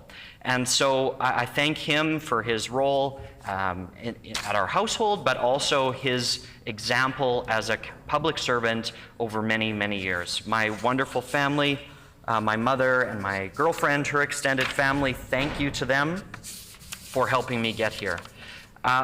Specific to this throne speech, Deputy Speaker, we had some massive election commitments from this NDP party and this NDP government over the course of the campaign. And they're already backing away from some, as we can see, like the hydro rate freeze, which despite the minister saying was due to progressive conservatives, he knows full well as the critic for this file for a number of years that hydro's income levels fluctuate depending on the weather, and he was out campaigning, I assume, throughout the summer like the rest of us, and knew full well we didn't get a lot of rain, which impacts the ability to generate hydro electricity. So, you know, we'll see in the days and weeks to come, Honorable Deputy Speaker, how many more commitments, irresponsible commitments, I might add, that this NDP government decides to back away from. On this side of the House, we will put the people of Manitoba first. On that side of the House, their record is putting ideology first and a lack of vision, a responsible vision for the future of this province. And so, Honorable Deputy Speaker, I'm so proud to be here. I represent, I think, with many of my colleagues, the next generation of Manitoban, like the member for Radisson, the next generation of progressive conservatives on this side of the chamber, who are here to hold this government to account, rebuild our progressive conservative party, and we have to remember, Honorable Deputy Speaker, we will achieve great things for this province with the strength of our convictions, coupled with the ability to listen and learn from those with different backgrounds and experiences. That is the only way that we will grow. And so while we have deep concern with this new government's plans, I will work every day to ensure that Manitobans' best days are ahead and that my generation and those who come after our next generation will be at the forefront of the conversation and the decision-making process to ensure that our future and the future of this great province is as bright as it can be. Thank you, Honourable Deputy Speaker. Thank you.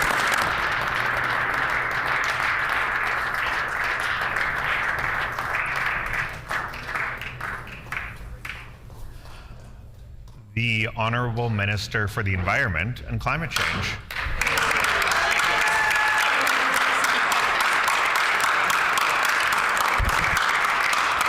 Honourable Deputy Speaker, it is my pleasure to affirm the throne speech delivered by Her Honour the Lieutenant Governor and to introduce myself to this chamber as the member for Rossmere.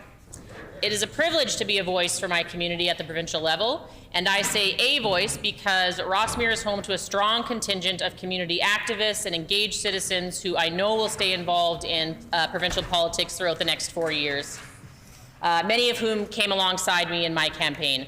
No one ever arrives in the chamber by their work alone, Honourable Deputy Speaker, and I am no exception.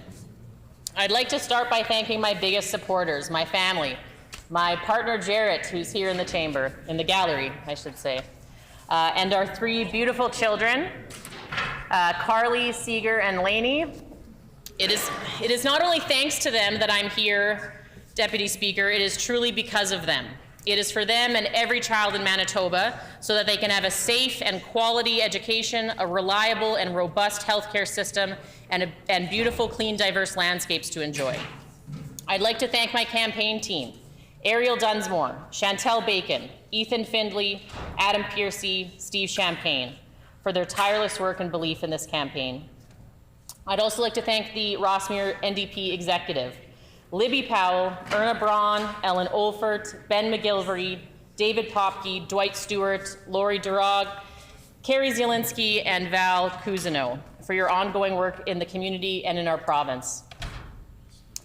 And I'd like to take a moment to honor the life of Bill Beige, who in his life was many, many things, including a talented musician, a new grandpa, and a champion for workers.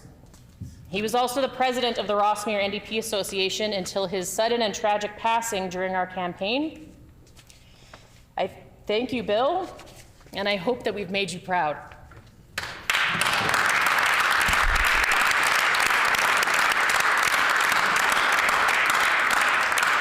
To my colleagues in this chamber, thank you for coming alongside me during this campaign. Our incumbent MLAs were particularly encouraging and giving of their time and invaluable wisdom. I owe a particular debt of gratitude to the Honourable Minister of Justice and the MLA for Concordia for sharing his years of experience and knowledge with me, and not to mention a campaign office and some volunteers. The Honourable Minister knocked on more doors in Rossmere than any other volunteer on the campaign, and I wanted to recognize his dedication and thank him. The real backbone of this campaign was the vast community of volunteers who braved rain and shine to build connections with the residents of Rossmere. Each and every volunteer was appreciated, and I wish I could thank every single one by name, but there are 2 particular volunteers who encapsulated the hard work and dedication that we saw day in and day out. The first is Savannah Hurdowy. Savannah is an exceptional person for many reasons. We met Savannah early in the campaign at the doorstep, where she and her mom talked about Savannah's struggles to find meaningful employment opportunities. We talked about their concerns about where Manitoba was heading, specifically the lack of mental health and addiction services, and the impact that that was having in the Rossmere community and right across our province. We talked about the NDP's vision and our expert-driven plans to end chronic homelessness and finally get to work facing the addictions crisis, and Savannah was determined to get involved. I am so proud to have earned Savannah's support and the support of her mom, and I'm proud to share that Savannah showed up every single day to our campaign office to contribute in countless ways, and the enthusiasm she brought to our team was appreciated and needed. Thank you, Savannah. The second volunteer I'd like to share a bit about is Theodore Dick.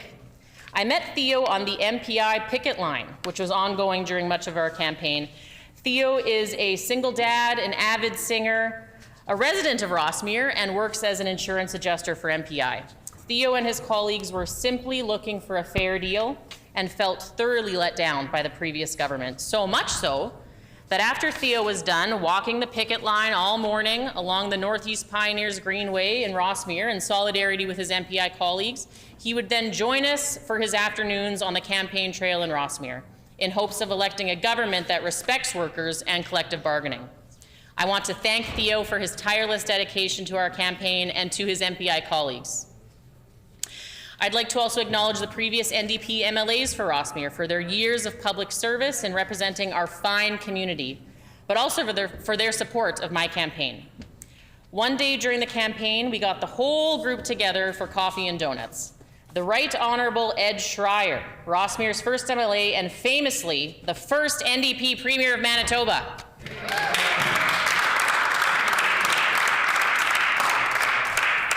Joining Ed and I were Vic Schrader, Harry Schellenberg, and Erna Braun.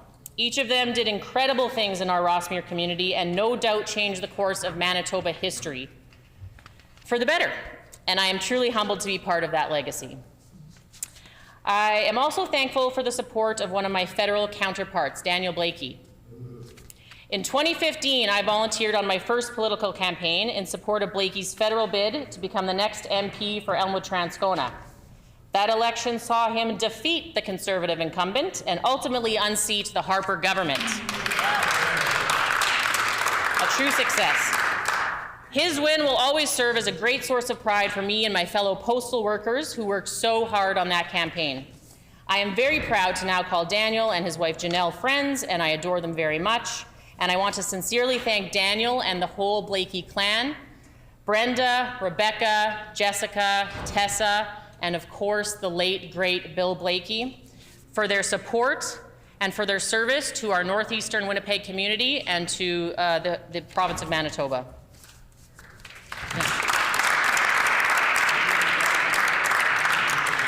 I'd like to acknowledge my fellow running mates, Devlin Hinchy, Mike Chapin, and in particular, the MLA for Rossmere, Andrew Micklefield.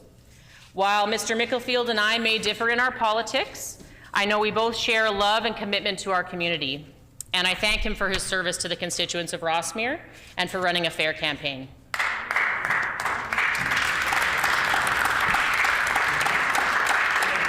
Finally, to my Schellenberg family, to my siblings, especially my younger sister Amy, who just moved away, so I'm a little emotional, sorry. She was one of my most dedicated volunteers. And to my parents, Ken and Lorene Schellenberg. My parents were both teachers in the Winnipeg School Division and taught in some of the most underserved communities and schools in our province. They understood the importance of universal quality education in tackling inequality and injustices, and they passed those lessons down to me at the supper table. That early exposure to issues of social justice and my parents' work within the public education system no doubt inspired the path I'm on today, and I'm so grateful for them and their example in serving the community and serving their family. Honourable Deputy Speaker, Rossmere is a thriving and richly diverse community, one that has seen record growth with at least 1 in 5 residents identifying as recent immigrants. Our community is proud to host 2 Sikh temples, Khalsa Divan and Guru Nanak Darbar, where I've had the pleasure of visiting, learning, and enjoying Langar. I'm proud to have had the support of many of my Sikh friends and neighbours, some of whom were instrumental to our campaign, including my now sister, Kiran Benipal. From the bottom of my heart, I thank you. Rossmere has also welcomed many families fleeing war in Ukraine, attracted in part by the English-Ukrainian bilingual programs offered by our River East Transcona schools in Rossmere and across Northeast Winnipeg. We warmly welcome these and all newcomers to our province and our corner of it. We also have a growing and thriving business community in Rossmere with many local, family-owned businesses and restaurants to be proud of. Our community was sad this year to lose the Bake Oven, a European bakery that existed at the corner of Edison and Roach for more than 60 years, but we were thrilled to see Cottage Bakery and Eatery take over the space, and we welcome the Esfahani family and their business to Rossmere. Their menu and their service is exceptional, and I look forward to visiting them again soon and for years to come. I would also like to recognize another truly special local business in Rossmere, Scout Coffee and Tea. Owned by Katrina and Phil Tessier, this unique play cafe opened on the corner of Rothesay and Kingsford in 2021 and has become popular with families across the city who come to support this progressive, community-minded business. Their space offers a local community parenting hub with invaluable services far beyond your traditional cafe, including a birth support program, a baby wearing support group, including affordable baby carrier rental program, and a social club for families.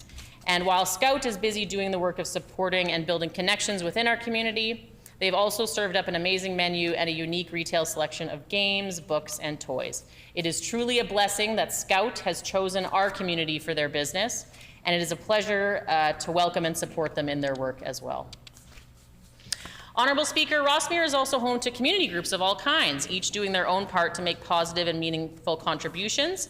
I spoke about these folks earlier. One of these community groups is the Community Roots Resource Center, led by Executive Director Pam Jensen, and an incredible board of incredible volunteers. The CRRC offers a variety of services and events in support of the needs in the community. As I mentioned before, an emergency food pantry, free clothing program, community garden, family drop-in program, and a community kitchen, just to name a few. Organizations like the CRRC are critical resources for communities and need this chamber's support. But we need to ask why the need has grown so exponentially, and why the provincial public safety net was not sufficiently strengthened, during this difficult time. After years of PC cuts, the need now seems greater than ever. We've seen the growing need in Rossmere, which reflects what we're seeing across the province.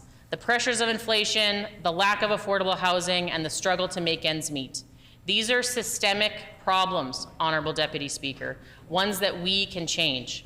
Our NDP government is committed to making progress on these fronts and returning some dignity to the lives of Manitobans. One final community group I'd like to acknowledge is the Save the Concordia ER group. In 2017, when the former PC government announced they were to close the Concordia emergency room without any consultation or dialogue with the community, a group of concerned citizens across Northeast Winnipeg came together to demand that their voices be heard. They organized, they petitioned, they fundraised, and they rallied. I was there, Honourable Deputy Speaker, at their 2019 rally to save the Concordia emergency room. The Attorney General was there. The Premier was there. The Minister of Education was there. The MLAs for Elmwood and Kildonan River East and Radisson were there. And where was the PC government in the fight for healthcare in Northeast Winnipeg? Nowhere.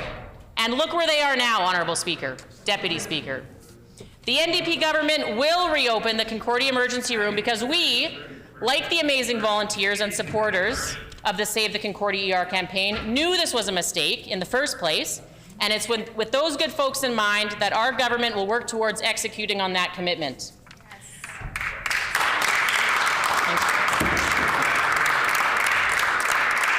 And I'd like to take a moment to speak directly to workers in Manitoba.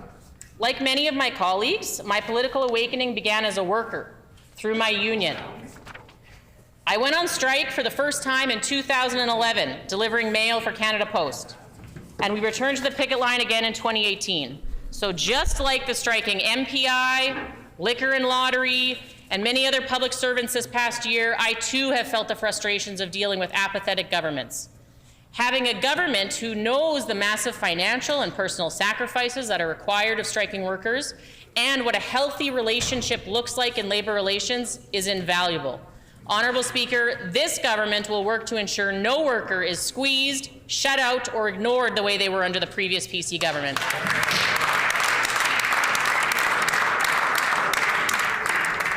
Getting involved in my local postal workers union and working as a public servant really opened my eyes to the tremendous impact public policy and governance can have on our lives and on the lives of our families, such that through good public policy, we can change lives for the better.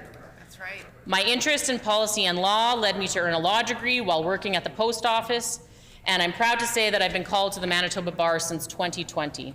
Honourable Speaker, Deputy Speaker, it is my hope that my professional training, experience, and sincere passion for social democracy will serve and contribute to this Assembly. Honorable Deputy Speaker, Manitobans elected a government that will tackle the issues that matter to them head-on, including the preservation of our natural environment and the existential threat of climate change. Manitobans elected a government that will look for holistic solutions rather than stopgap measures that simply outsource our carbon emissions to other provinces or other countries. They elected a government that will collaborate with our federal and global partners to find fair and equitable paths forward rather than inflame disputes and delay real action. As Minister of the Environment and Climate Change, I dedicate myself to turning the promises made in the throne speech into action. Important projects are already underway. $500 million has been invested to expand our low-carbon energy grid, scaling up capacity to ensure our transition to sustainable home heating, electric vehicles, and green industrial production remains affordable. And we've laid out the initial phases of our plan for geothermal heat pumps, a proven technology in Manitoba's cold climate that will reduce emissions and save Manitobans money. These are only the first steps in our journey towards carbon neutrality and a restored relationship with our natural environment. No one ever said the way forward will be easy, but holistic solutions to climate change, homelessness, and the affordability crisis, and the broken healthcare system are possible, Honorable Speaker, Deputy Speaker. They involve upstream investment in our environment and our neighbors to prevent expensive problems down the line. They involve collaboration with communities on unique solutions that draw from the expertise of local leaders. And they involve a deep commitment to always keep everyone part of the evolving conversation. That is the commitment I make today and will make every day as a member of this chamber. Thank you.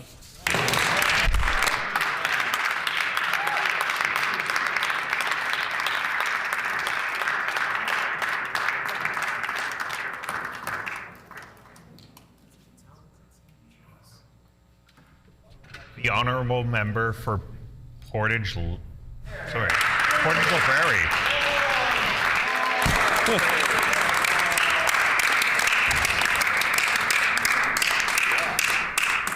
Thank you so very much, Honourable Deputy Speaker. I want to congratulate to all of the new members, like myself, as well as those that are returning. I look forward to watching and learning from each one of you. It's truly an honor to be here representing my amazing constituency of Portage-La Prairie. And I know Grant talked about Spruce Woods of being the best, but I can say that Portage-La Prairie, I believe, is the place where everybody has an opportunity to call home. Portage-La Prairie is a very diverse area from east to west, north to south, located in the Red River Valley on what I refer to, this is the breadbasket of agriculture for North America.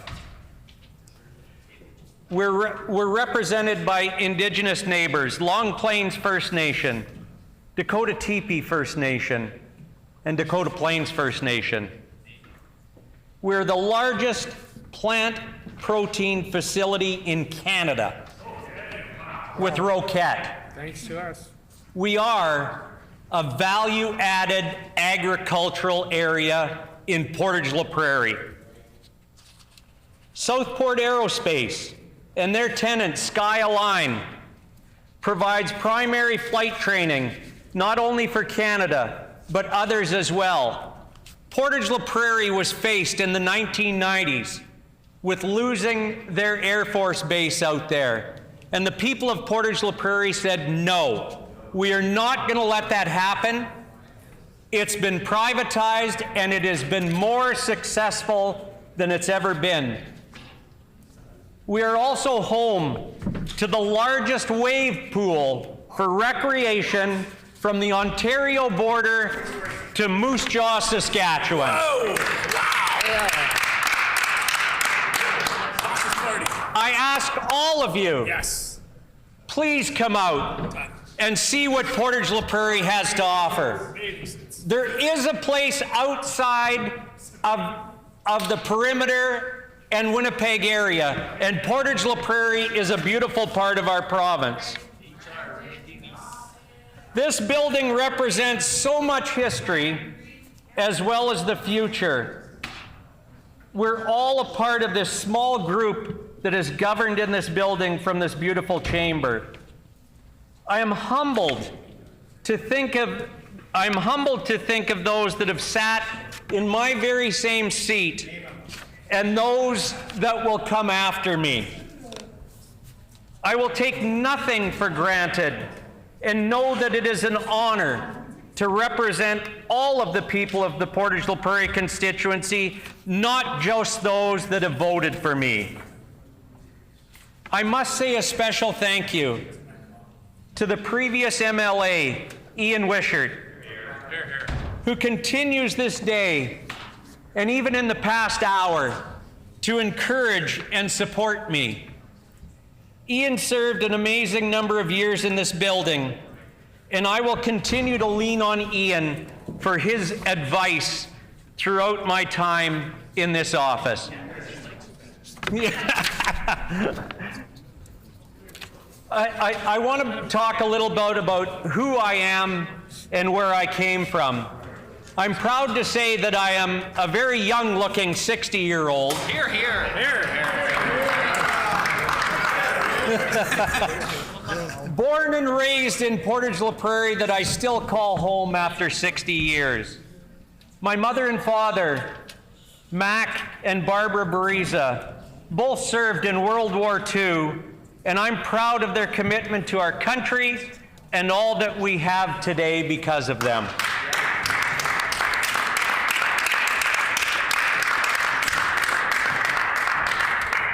I have one brother, Fred, and one sister, Maxine, that I get to see all the time. Remember I told you how great Portage-La Prairie was? My family is all still in Portage-La Prairie. I'm also the luckiest man on the planet to be married for over 34 years to my best friend and the love of my life, Lynn. We have also been blessed with two amazing daughters, Kelsey and Lindsay, that are two of my greatest supporters, as well as Kelsey's partner, Stan. I'm also the proudest poppy of two amazing grandchildren, Everly and Hyde. I am also the son-in-law of the late Ken Grant. And I want to recognize Ken for what he did and what he showed me. And he showed me why I should be part of this chamber that I'm at today. Ken was one of the best debating partners that I ever had. He was also the president of the NDP Association for Portage-La Prairie. What it shows is that we can all work together. And we can all work together for the better. And we can find compromises out there. But I have to say to my family and to the rest of the people in Portage-La Prairie that have supported me, I can't thank you enough for everything that you've done over the years. Best friends are like family. And I want to also mention, since I was 12 years old, Bob Rodeluck, who also lives in this great constituency of Portage-La Prairie and is my very best friend and has been for over 48 years. I want to also recognize a number of people that have had such a tremendous influence on me throughout my career. My brother-in-law, Ken Shyak. My first boss in the car business, Bill Gillespie. Doug Edmondson. Two supporters from Portage-La Prairie that now live in Winnipeg, but I know they call Portage-La Prairie home. Two people that have been very successful throughout the world in making this country a better place. That's Sandy and Robert Schindelman. Janet Schindel, who I had the opportunity to serve on city council with.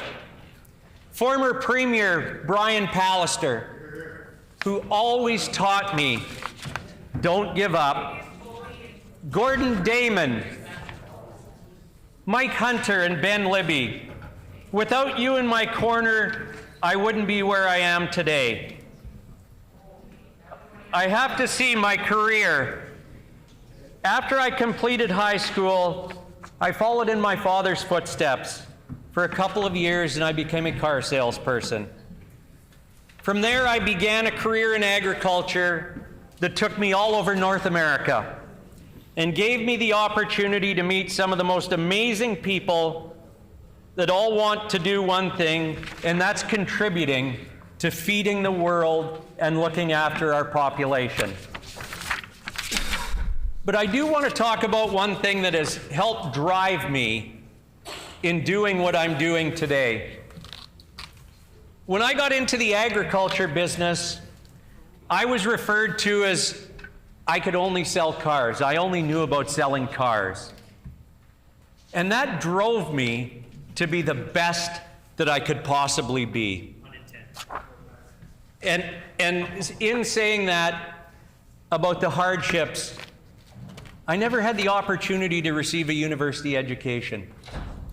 But what I did do is I wanted to be the best in my field of agriculture, and I learned and I pushed forward every day to make sure that I did that.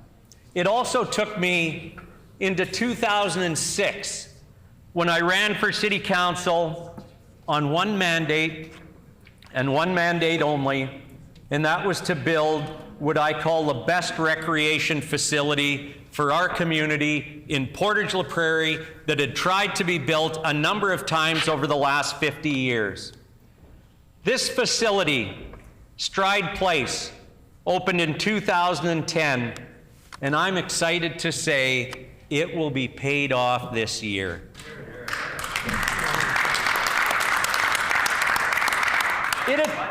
It attracts not just local people, but folks from across the province and beyond. It is one of the busiest recreation facilities in Western Canada. I continue to be proud of the collaboration between the City of Portage La Prairie and the RM of Portage Councils that made this happen. They knew that they had 4 years to make this happen, and we worked collaboratively to get that done. And I want to acknowledge former Mayor Ken Brennan and former Reeve Toby Trimble for their leadership in this project. In 2016, I was appointed by the former Premier for chair of the Municipal Board of Manitoba. And I can tell you, it's the biggest mess that I ever had the opportunity to clean up. When I assumed the role for our government, when I assumed the role after our government was first elected, the municipal board was over 10 years behind in dealing with tax appeals. One of the times when I was in the office, I'll never forget, there was a lady that come up to the counter and said to me, she was an elderly lady, she said, "Will my tax appeal be heard before I die?" I couldn't answer that question. But we knew that we had to do something different. With a new team on the municipal board that wasn't as concerned about what was for lunch or what my per diem was, we worked diligently with the Department of Municipal Relations to fix the problem. Today, this municipal board has saved Manitoba taxpayers over $4 million. The backlog of appeals has been cleared. Wait times have shrunk to nearly nothing. My campaign team was made up of many fantastic volunteers. My campaign co-chair, and again, she was another person that got me involved in politics a number of years ago, was Jody Fletcher. Jody, who has the drive and energy of someone that is much younger than her. I had the chance to work with Jody in 1986 on PC MLA Ed Conry's campaign. Ed Conry was one of the leaders and was the forefront of vegetable growers in Manitoba. That was probably one of the first times I knew this was the path that was being laid out for me. Janice Hyde was a co-chair that I got to know very well over the past year. And she would keep me grounded, keep me always moving forward. Janice worked on Myrna Drieger's campaign, and also Paulette Connery was another person on my team that was invaluable. And yes, that is Ed Connery's daughter-in-law, and was our communications door-to-door volunteer extraordinaire. These three women are amazing friends, and I continue to look for them for advice all the time. What did I hear in the throne speech? I heard a lot of talk. I heard of a couch tour and very little substance. There was lots of blaming of what past governments didn't do, but no planning on what they're going to do. You're in government now. It's time to govern. No plan to relieve the burden on homeowners or families faced with an unfair carbon tax that is supported by this government. This province is 97% green. No plan on fixing health care, like the new regional facility that is being built in Portage-la Prairie that is fully budgeted for. And years ago when I was on City Council, we had an NDP government in power at that time. I'll never forget being so disheartened in all of my life when we were told that the Portage Hospital was perfect, even though there was rats running around the operating room. But it was okay because we were going to be number 27 to get a new hospital in Portage-la Prairie. Thank you to this PC government for the beautiful regional health facility that is being built in Portage-la Prairie.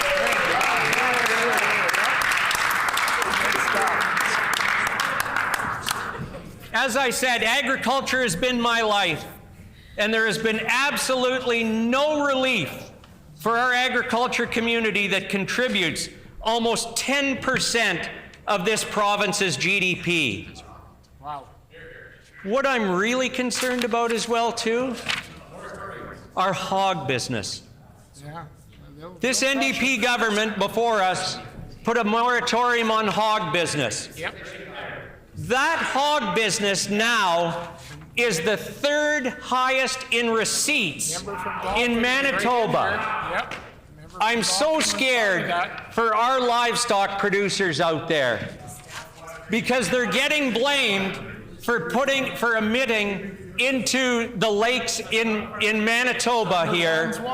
Yet they need to ask, the NDP need to ask their new person that's going to look after things in the U.S. for the U.S. to stop dumping into our lakes in Manitoba and causing high nitrogen and phosphorus levels.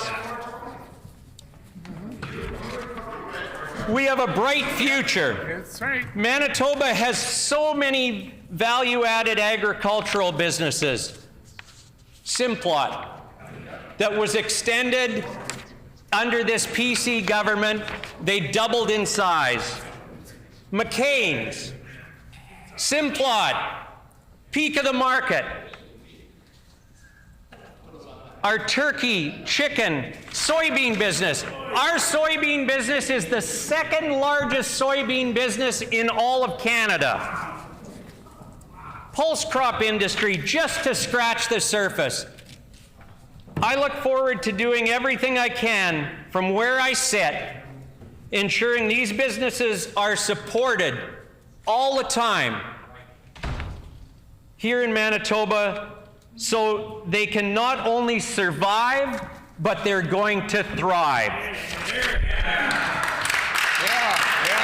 great. Good job.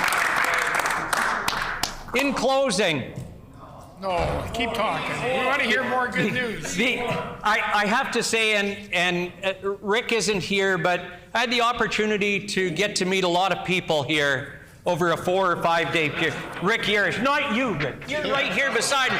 You got my back, man. Yep. He brought us together for 4 or 5 days where we ate together, we talked together, we learned together. My new friends that I had the opportunity to spend days with. We are all looking to do better, and I know we won't always agree, but let's leave this province, as my dad told me, better than what it was when we first got here.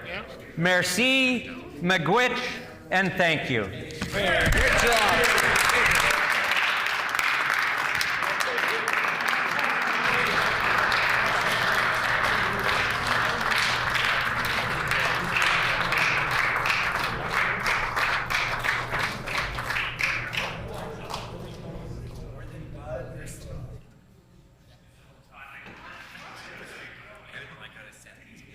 Honourable Member for Fort Garry.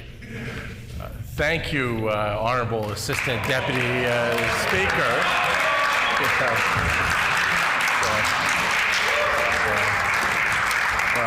See, I brought my fan base with me. I wanted to, first of all, to acknowledge you. I think that's the first time I've seen you in the chair. And congratulations on your appointment, and it'll be wonderful having you there. So I wanted to, I think, start off thanking everybody, quite frankly, for my re-election. My constituents especially for showing their confidence and trust in me. You know, you can't say enough gratitude for that. My family, my long-suffering family, especially my partner, who I've took her on this journey, you know, every member of this chamber realizes that your family also is a politician and feels the ups and downs of politics, and it's not always a positive experience, and especially, you know, in the media when you're getting skewered. I think the worst of it is for your family when they read your comments, and you know, you beg them not to. But you know, it's that you know, driving past a fire truck, you can't help but look and see what's going on, and they're the ones that are affected most, and they're the sort of unsung heroes. None of us in this chamber could do what we do without the loving support of our families. So I want to take a moment here to absolutely express my love and thanks to my wife Jackie and my children, who've very much been on this journey with me. And of course, my campaign team, who were absolutely amazing, who worked really hard not only to help us secure victory in Fort Garry, but also help us secure victory in Fort Richmond and in Waverley and all parts beyond. And I get to brag a little bit here. Our victory in Fort Garry was historic. It was the largest NDP vote share in that riding's history. We increased our plurality by 2,000 votes, by 18 percentage points. We took votes from all 3 other parties, the Greens, the Liberals, and of course, you know, what we're all proud of, the PCs. And probably one of the best statistics I liked for my election was that the PCs had a historic night as well. They got the lowest vote that they ever had in the history of Fort Garry. And 76% of Fort Garry residents voted against this PC government. So we're still working on the other 24, and they're coming around. You know, we got our work cut out for us, but you know, you have to have goals, right? But you know, this was my 6th election, and by far it was, in many ways, the most troubling. Manitobans had a really stark choice. And I don't think in the other 5 elections that I've been in that you saw that kind of, you know, absolute starkness in visions. The PC party offered a vision of hate, offered one of division, you know, one of intolerance. And Manitobans saw through it. And they said, you know, that's not who we are. This is not who we are as a people, you know. We believe in unity. We believe in diversity. We believe that we are stronger together.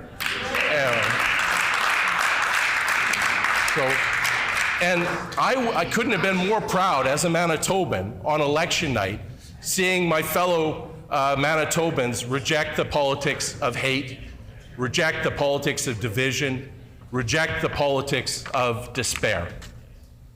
They didn't want to live in a province where their government was fighting with them all the time, that sought to divide us and used wedge politics for cheap electoral gain. You know, it is an honor to be in this room, and everybody knows that here. But it matters how you get here, right? It matters how you get here. And what a tainted victory that would have been if you had won, if the opposition had won, and Manitobans affirmed mistrust and hatred and ignorance. So, but they chose a different path, and we are better as a province for it. You know? And you know, there's a lot of new members in the opposition side, and I hope that you will take a lesson from the last election. That you will say, you know what, this isn't what our party is, this isn't what Manitobans are, and that we're going to reject that sort of politics of hatred. But you know, we haven't actually been to a good start, right? Some of the really divisive language that we heard during the election about defunding the police is already cropping up in this chamber with new members. And again, the currency in politics is credibility. And if you want to be credible with Manitobans, you don't use divisive, ridiculous language like defunding the police. But I fear it's going to fall on deaf ears, and we're going to get more. You know, you have a choice as an MLA. You don't have to read the copy that the 22-year-old intern gives you. You can actually think for yourself and actually make, you know, reasoned and smart arguments in order to, you know, facilitate your position. But again, so now, you know what was also interesting, and some of my colleagues might remember this. 4 years ago, when I was sitting in here listening to the inaugural speeches of the 2019 PC party, we heard the language always of most improved province. You remember that? Oh, that was constant. That was ad nauseum about most improved province. That lasted all of about a year when Manitoba really started taking a turn for worse under the previous government, and then it wasn't mentioned again. It just, you know what, the stats were just too much. You know, when the previous government took office in 2016, Manitoba had the second fastest growing economy in Canada. By the time they left office, we were seventh. Seventh, right? We are about to hear from our fantastic finance minister an update soon, and about how badly the finances were managed under the previous government. Absolutely fiscally illiterate government that did not know how to balance the books, did not know how to manage the purse, and all they could do was cut. They cut Manitobans' health care, they cut Manitobans' education, they made cuts to roads and infrastructures, they slashed 30% of our civil service. At this point, it is going to take years to correct and rebuild the province of Manitoba, right? And during the election, did they apologize? Did they go around and say, you know what, we made mistakes, we're going to do better? No, didn't hear that once. They doubled down and created these straw men and fantasies about defunding the police. Well done. You see where that tactic got you. But Manitobans wanted a serious government doing serious things, and that's who they elected, and that's what's going to happen. So, a couple things that we will fix were very much broken by the previous government, and I'm confident this government is up for the task. There's things that we heard at the door. I'm sure you guys, everybody in this chamber did. And it is important that, that as a collective we in this chamber address the issue. I think one of the biggest sleeper issues I heard at the door was affordable housing. I don't think this got enough attention during the election. And I hope that it gets its due attention here in this chamber in the coming months and years. Fort Garry is a constituency of renters. 50% of my constituents rent. That's higher than the provincial average, and every single member in this chamber has renters. 40% of Manitobans rent. And many of my constituents are newcomers, about 30% of my riding, and many of them are renters as well. And I have many seniors that live in my riding, again, also many renters as well. And there are different housing needs for different people at different stages of their life. I remember meeting young couple after young couple, and they're often in their early 30s, who were renting an apartment, who would say, you know what, we cannot afford to put a down payment on a house. The house prices have just gotten way away from them, and wages haven't kept up. And with interest rates the way they are, they just simply can't afford mortgage payments. And so they've been priced out of the market. They want to start a family. They want to build a life in Manitoba, but they just simply can't afford it right now. Under the previous PC government, rents have skyrocketed, and Manitoba now has the second fastest growing rent increase in Manitoba. And you know where I got that stat? I got it from the former economic development minister's briefing book when I was his critic in the last 6 months of that government. This was a government that knew full well that rents were skyrocketing in Manitoba, much worse than the national average, and leading the way in lack of affordability, and they did nothing. They did nothing. It was never a priority. There was no effort placed into it. Well, that's going to change. And of course, on this side of the house, well, I'm in the middle. Yeah. So, on the government side, we've been talking about above guideline rent increases for years, which have been a trap for many Manitobans. And it certainly affected people in my constituency. I would hear horror stories at the door of people's rents going up 10 to 30% year over year. And I'm excited that we had members of our caucus, including our finance minister, who recognized this problem years ago and put this on the provincial agenda, brought legislation forward here, which the previous PC government voted against. And we now can correct that wrong. We now can do right by Manitobans and make sure that they have fair and equal rent increases. And of course, we all discovered under the PC government's rule a new word called rent evictions. Nobody knew what that meant until, of course, the previous government taught us. And of course, for those who don't know, that's a situation oftentimes where you get some senior who's lived in the same apartment for 20 years, and the above guideline rent increases, 100% of which were authorized by the previous government. They never said no to a landlord. And these seniors were getting 10, 20, 30% increases year over year, to the point where they could not survive on their fixed income and were forced to leave a house and a community they loved, oftentimes for multiple years, maybe even decades. And of course, we need to put an end to that in Manitoba. We would speak to seniors. Many of, in my riding, extends all the way down Pembina Highway to Thatcher Drive, and just is just shy of the Victoria General Hospital. And when I would go to the apartment buildings around the Victoria General Hospital, they are absolutely filled with seniors. And they told me that they moved into that neighborhood, they moved into those apartments because they were next to an emergency room at the Victoria General Hospital. This was a deliberate choice, that they knew as they aged that they would need more health care, and they wanted to literally be a minute away from an emergency room.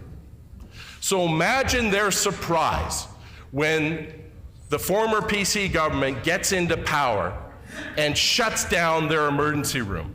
Imagine the sense of betrayal they felt, the sense of bait and switch, that their world had markedly changed and gotten worse for them, and a service that was critical, that they relied upon, was no longer there for them. Well, I'm proud to say that that is another wrong that is going to be fixed by this government.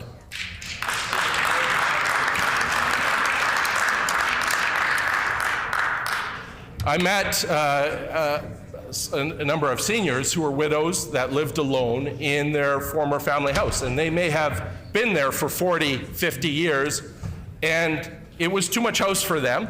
You know, it used to house a family, and they wanted to move, but they were now on a fixed income, didn't have the money, and they literally could not afford to get a smaller apartment for them to downsize to.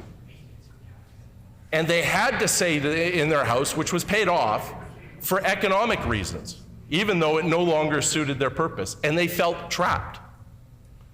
And what was so crazy about that is that you have in that same neighborhood that 30-year-old couple who need a family home to start a family.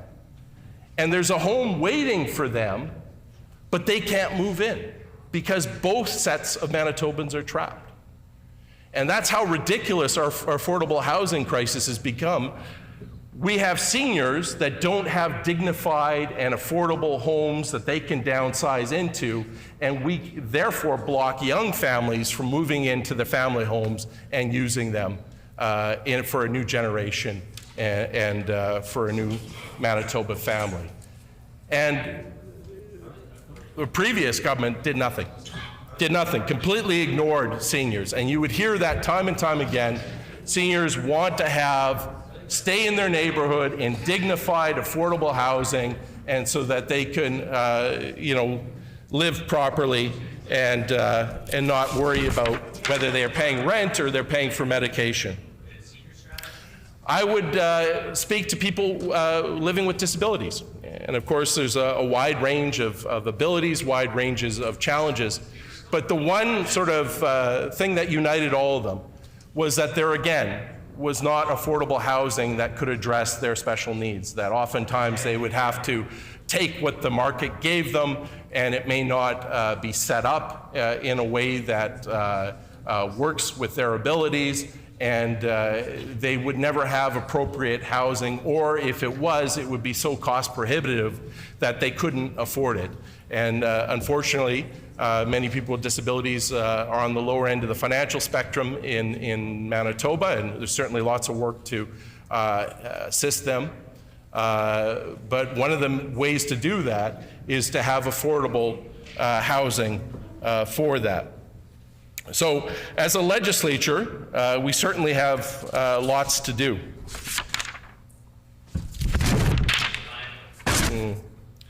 Now, we saw from the previous PC government that they really had no economic strategy.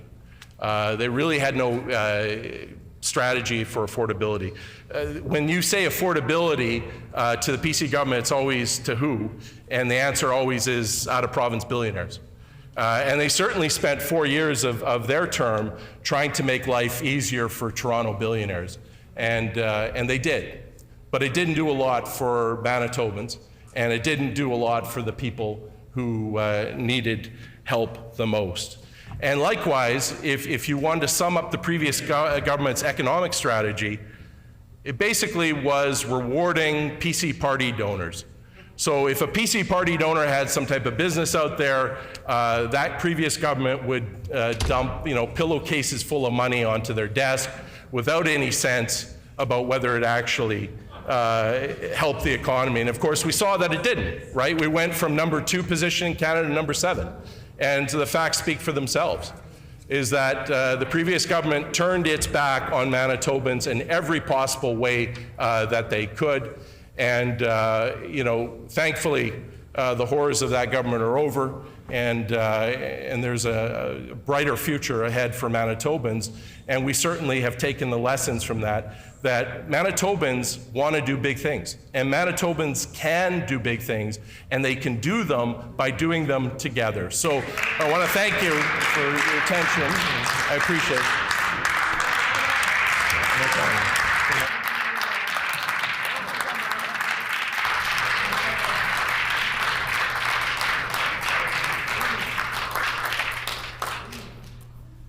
Honorable member for Roblin. Here, here.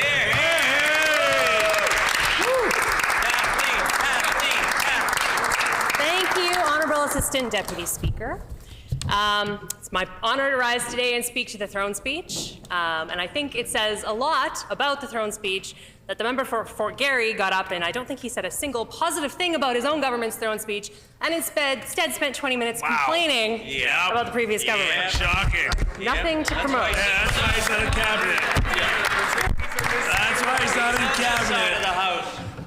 But anyway, I'd like to congratulate all of my colleagues, all of our re-elected MLAs, all the newly elected MLAs. I'd like to congratulate Rick Yarish on his appointment as clerk.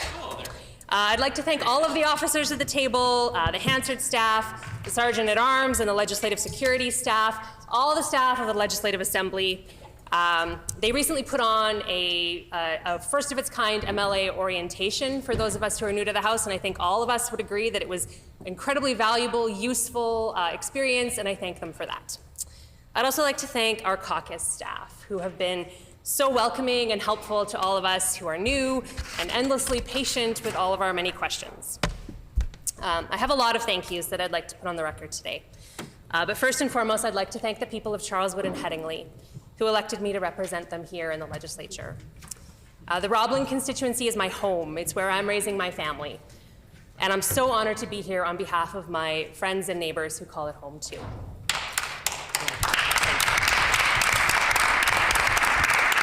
It's hard to overstate how grateful I am to be here and how much respect I have for this institution.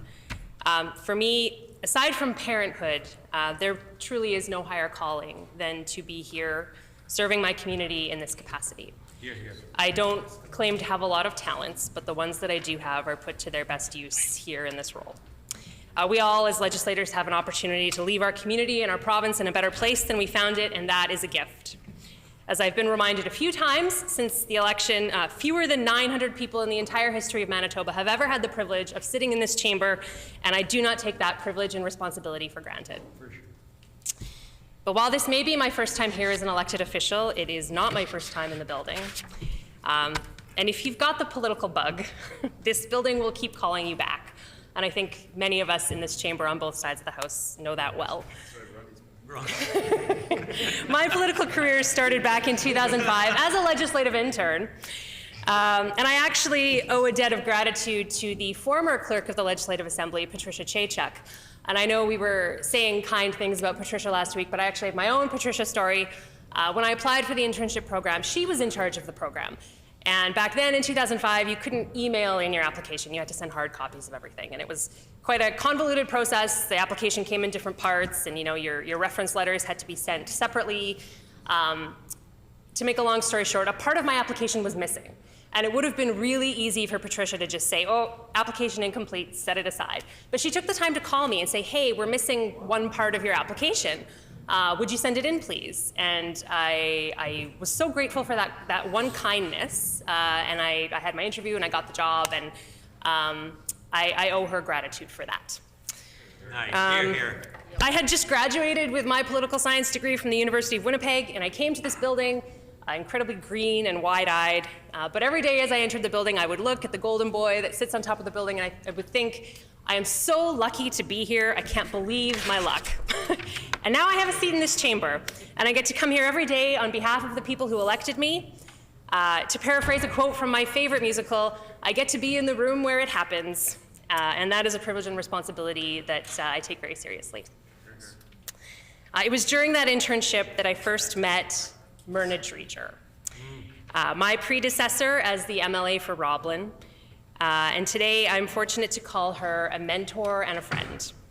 She represented our community for over 25 years with integrity and her huge heart, And I think it's going to be a little while before some of the folks in our community get used to there being a new MLA. I still get a lot of correspondence addressed to her. And actually on Remembrance Day, when I went to go and lay a wreath in the local ceremony, they announced me as Myrna Dreger. And they were terribly apologetic, but I assured them that I am sure that is not the last time that's going to happen. Following my internship, I stayed on as a caucus staffer for another 5 years, working closely with Myrna when she was health critic. So now I feel like things have come full circle. And on that note, I would like to thank our leader for appointing me health critic. I am humbled by the faith and confidence she's shown in me, and I take the responsibility of serving in this role very seriously. A strong opposition is good for Manitoba, and it is my intention to approach this role thoughtfully, critically, and always with the best interests of my constituents at heart.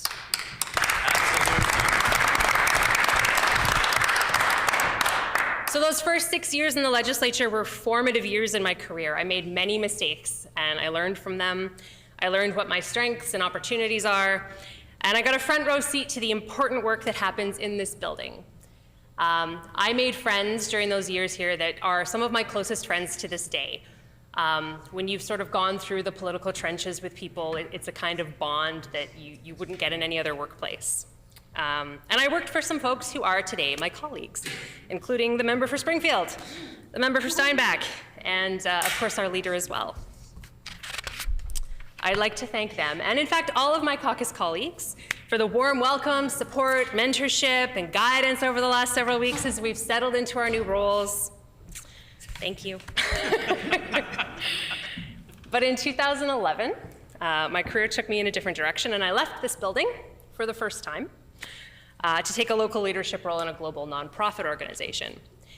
And then in 2012, my first set of twins, my sons Reese and Dylan, were born, and my career came to a screeching halt for the very best reason.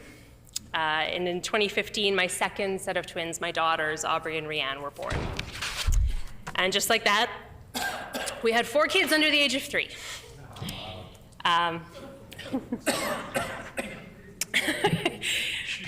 I was so fortunate to be able to stay home with my children for a few years. It was incredibly challenging at times to be a stay-at-home parent to 4 very young children. But it's not lost on me that not everyone gets that opportunity, and I am so grateful. It's also not the right choice for everyone or for every family, but it was for me. So to bring it back to the throne speech for a moment, as a working parent, I know firsthand the importance of accessible childcare. And I was so pleased that the former PC government, under my colleague here, the member for Lac du Bonny, was able to open thousands of new childcare spaces for Manitoba families. Well done, In fact, the former PC government made it about halfway to its goal of 23,000 childcare spaces by 2026. And it is my sincere hope that the new government will also make childcare a priority for working families. And not just infant and preschool spaces, we need child care spaces for school-aged children as well, which is why it was so great to see the former government commit to new child care spaces in new schools.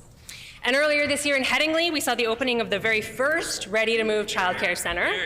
And that created 74 new child care spaces in the community of Headingley. It's operated by Bright Beginnings Educare, a fantastic child care facility in the community. It's beautiful, these facilities are very quick to go up, they're cost-effective, and they make a tangible, positive impact for families. We need more of this innovation and commitment to accessible, affordable child care. The throne speech was pretty quiet on the future of these new childcare spaces and new school projects that were underway by the previous government. And as a working parent representing thousands of other working parents in Charleswood and Headingley, that gives me cause for concern. Not every parent, not every family has the option or the desire to have one parent become a stay-at-home parent. And childcare makes all the difference for those families. Honorable Deputy Speaker. I am grateful to use this opportunity today to thank many folks that have helped me to get where I am today. There is no one in my story who deserves more gratitude than my husband, Jared. We've been together for 23 years and married for 16 of them. He is my teammate and my partner in every way. He's unfailingly supportive of all my goals, but it's more than that. His loyalty and integrity and the courage with which he does everything in his life inspires me to be a better person and a better parent and a better partner. He held everything in our very busy family together for the duration of the campaign, and to me, that was the most important job on the campaign team. No matter what happens during the day, I am incredibly lucky to get to go home to the family we've created together, and I thank God for that every day.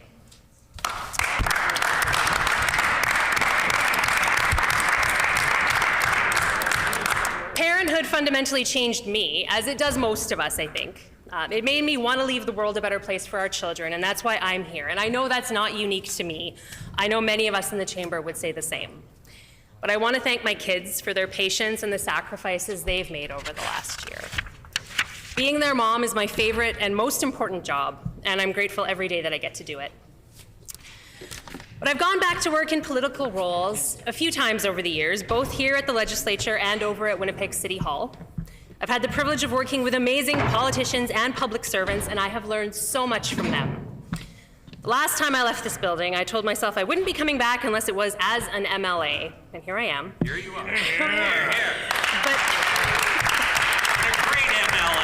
But none of us gets here alone. I had a lot of help, and I want to thank a few of those people in particular. First, my friend, Jackie Maxted, campaign manager extraordinaire. I have been fortunate to know many trustworthy and capable people in my life, but Jackie is the best of the best. I couldn't have had a better person keeping me on track for the last several months. I wouldn't be here without her. I would also like to thank several folks on my campaign team, notably Glenn Lester, who door knocked with me almost every night for 3 months, Julie Ryle and Tricia Chestnut, my longtime friends, who I actually met here in this building, who came out of their political retirement to help me in 2 important ways. First, by door knocking, but also by taking my calls and texts and offering me advice whenever I needed it. Kathy Cronin, my official agent, John Field, a jack-of-all-trades volunteer who did a little bit of everything and did it all well. The Reverend John Howson, who put up signs almost every day of the writ period. Sabrina Brino, who I have had the pleasure of working with on more campaigns than I can count, and who loaned us her time and expertise. Carol Vandale and Pat Rondeau, who volunteered their time whenever they could. Dennis Maxted, Danelle Huging, Jackson Ham, and so many other folks that volunteered, donated, and offered their advice and expertise behind the scenes. And 3 of my longtime friends, Ryan Mitchell, Leslie Howard, and Paige Johal. Close friends from my childhood and my time in the Air Cadet program, and if I had more time, I would talk about the Air Cadet program all day. I also want to thank the many mentors I have had over the years in politics, in the nonprofit world, and in the small business advocacy world for everything they've ever taught me. Some of them have moved on to other roles, some have retired, and some have passed on, but their wisdom stays with me.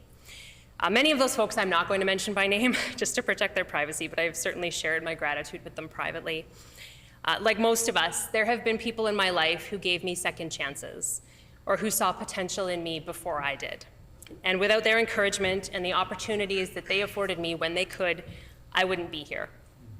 They taught me to take responsibility for my mistakes and to learn from them, to trust my instincts, and to speak up with confidence.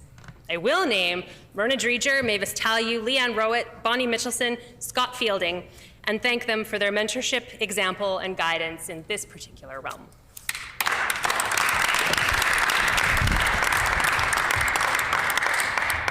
I just want to put a few words on the record about the beautiful constituency I am privileged to represent. The constituency is named Roblin, which frankly causes no end of confusion for anyone who's familiar with the province of Manitoba. Yeah. It's comprised of 2 distinct communities, neither of which is Roblin, Headingley and Charleswood. It's home to many small businesses, terrific nonprofit organizations, service clubs, schools, places of worship, community centers, seniors' residences, sports teams. It's home to the Hart Trail and the Headingley Grand Trunk Trail, which together make up 16 kilometers of active transportation stretching from Beaudry Provincial Park in the west to the Assiniboine Forest in the east. And these trails are managed by dedicated volunteers. Friends of the Hart Trail and the Headingley Grand Trunk Trail Association, they're responsible for trail maintenance, conservation efforts, and education, and I just want to commend the work of these hardworking volunteers. And I am, of course, part of the youth sport parent community in Charleswood, and I spend significant parts of every weekend at the rink, at the gym, at the dance studio, and on the soccer pitch. As a parent, there is no greater joy than watching your kids do what they love. And that's all possible thanks to the dedicated coaches, managers, and staff, most of whom are entirely volunteers. And sometimes I think that those conversations I have with parents and grandparents at the rink are the most valuable source of information for me as an MLA when it comes to learning what the people in my community care about. Community centers are at the heart of both Charleswood and Headingley. I was privileged to serve on the board of Roblin Park Community Center, but we've also got Westdale, Varsity View, Phoenix, and Headingley, and they're all incredibly active and integral parts of our community. When I was growing up, hanging out at the community center wasn't really a thing that we did, but my kids do, and they are so much richer for it. We spend loads of time every winter at Roblin Park Community Center, enjoying the rinks, the skating trails, and the toboggan slides. We go to community center carnivals and pancake breakfasts and barbecues and litter pickup days, and we get to know our neighbors. And that rich sense of community makes Charleswood and Headingley two of the best neighborhoods I've ever been a part of. But to take it back to the throne speech again for a moment, I just want to comment on the importance of two provincial grant programs, the Building Sustainable Communities Program and the Arts, Culture, and Sport and Community Fund. Last year, several deserving projects and initiatives in the Roblin constituency received grants under these programs. That's funding that goes right back into the community in the form of improved facilities and new programs. This year's throne speech was silent on the government's plans, and I know there are a lot of questions in the community about whether the new government will continue them or cut them. Our communities rely on these facilities and this programming, and I would urge the new government to continue these programs and make this funding available to the facilities and programs that enrich our communities. Roblin is also home to a significant number of seniors. There is a thriving 55-plus center in Charleswood and a seniors committee in Headingley that advocates for older Manitobans in the community. I'd like to commend the former PC government for the seniors strategy, which was carefully developed with many important stakeholders external to government. It was the first time there was a real whole-of-government approach to the issues facing seniors in our province, and as we all know, this is actually the fastest-growing demographic in Manitoba. And I hear from many seniors who are concerned about affordability and tax relief and the prudent use of tax dollars. I think the throne speech was silent on the needs of seniors and the fate of the seniors strategy, except to dissolve the department that was dedicated to their needs, which crosses departments and folded into health. I think that's a mistake. I fear that the result of this will be that seniors' issues will be dealt with off the side of someone's desk, rather than being given the cross-departmental coordinated approach that they deserve. I would urge the new government to rethink this and ensure that issues like healthcare, affordability, and housing all have a seniors lens applied to them. Before I close, I want to again reiterate my thanks to the people of the Roblin constituency for the trust that they have placed in me. It is an honor to serve and a privilege and a responsibility that I do not take for granted. Thank you, Honourable Deputy Speaker.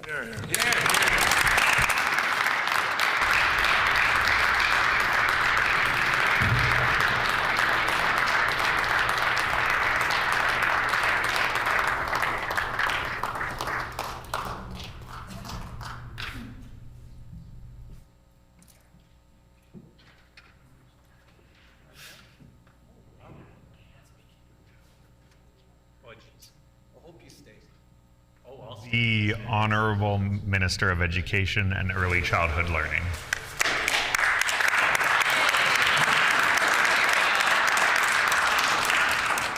Well, thank you, Mr. Assistant, Honorable Assistant Deputy Speaker. Just Deputy. Thank you, Honorable Deputy Speaker, for the privilege to rise in this House in my first address as the MLA for Transcona and the Minister of Education and Early Childhood Learning. I always listen with great interest to when new members rise in the House. I particularly was paying attention to the MLA for Roblin. I want to welcome her to the House. It is indeed a privilege, as she said in her inaugural address, to serve the people of the constituency of Roblin. Please know that the best thing that you can do as their MLA is to listen to their concerns, to bring their concerns forward in this House, I can tell you it is and remains the honor of my life to represent the very fine people from Northeast Winnipeg that call Transcona home. I know that you will do the same as a new MLA. And when you have that privilege, it is something that will be a highlight for you. I can tell you as an educator, and I know I'm speaking to you directly, but I don't mean to. I only mean to say that we have that privilege every day as teachers to serve the communities that we were hired to serve. You are hired right now to serve your constituency, and nothing is better than that. You'll be challenged. You'll have days that are going to be frustrating. I'll be honest with you, when we were in opposition, there were some frustrating days. But there are way more better days. And I wish that for you. I wish that for you when you're at events, when you're representing your community and constituency as their MLA. You'll have plenty of opportunities to get to know people, and I know you probably know a ton of people because that's the way you got elected. And I know that you take that responsibility the member seriously. should direct his. I will. I just want to. Challenge it. Oh, well, rookie mistake. I will make sure that now I get back onto the topic at hand. We have to acknowledge him again. The Honorable Minister of Education and Early Childhood Learning. Thank you, Honorable Deputy Speaker, for that. At this point, I do want to get to the contents of the throne speech and how proud we are as the government of Manitoba to put forth a positive vision for the people of Manitoba. I think what you noticed throughout the last election, Honorable Deputy Speaker, I will get this correct because I will have to write that down at some point. I will say that there was a stark difference in election campaigns and election platforms. We saw that, and what we have today here is in our throne speech debate, the clear difference between what was presented by the Progressive Conservatives and what was presented by the New Democratic Party of Manitoba. And what we presented was a positive new vision for our province, a vision that includes every Manitoban, that didn't separate Manitobans, that instead brought Manitobans together, unified in one voice for one purpose, and that is for the betterment of the people of Manitoba. You see that outlined throughout the throne speech, Honorable Deputy Speaker. Manitobans were looking forward to this new day. And I can tell you that since October 3rd, we have gotten to work and putting together a throne speech that reflects that new day. In the portfolio of education and early childhood learning, I can tell you that what really resonated throughout the campaign and what is clearly outlined in the throne speech is a focus on education and early childhood learning, class size initiative, nutrition program that's available throughout the province. We also talk about the appointment of 2 ADMs, one for Indigenous excellence and a reestablishment of the ADM for French education. The Bureau Éducation Français is an important part that will be highlighted as we move through the mandate that will take us right through to 2027. There is a lot of work to do, Honorable Deputy Speaker. In education, what we had is a consistent underfunding of the system since 2016. It is. And here's the piece that was really quite difficult for school divisions to move forward on. And that was their plan, of course, and I'll move my paper off the mic so that it can be heard on this one, was of course their educational plans that benefited their students and the students that they serve. We heard from boards of trustees where they consistently were communicating their frustration with the previous government on consistent underfunding of public education. And this was something that came through loud and clear. You see that in the throne speech and in saying that we will be consistent, predictable, and funding public education so that school divisions can plan more than just a month at a time. Essentially, they can plan in 3-4-year blocks so that they can provide the services that their families, that their communities, and that their students require. Class size capacity is going to be something that we're going to have to continually work on, because we know what the research says, Honorable Deputy Speaker. We know that when we focus more resources at the early years, we can have better results as students pass through the system.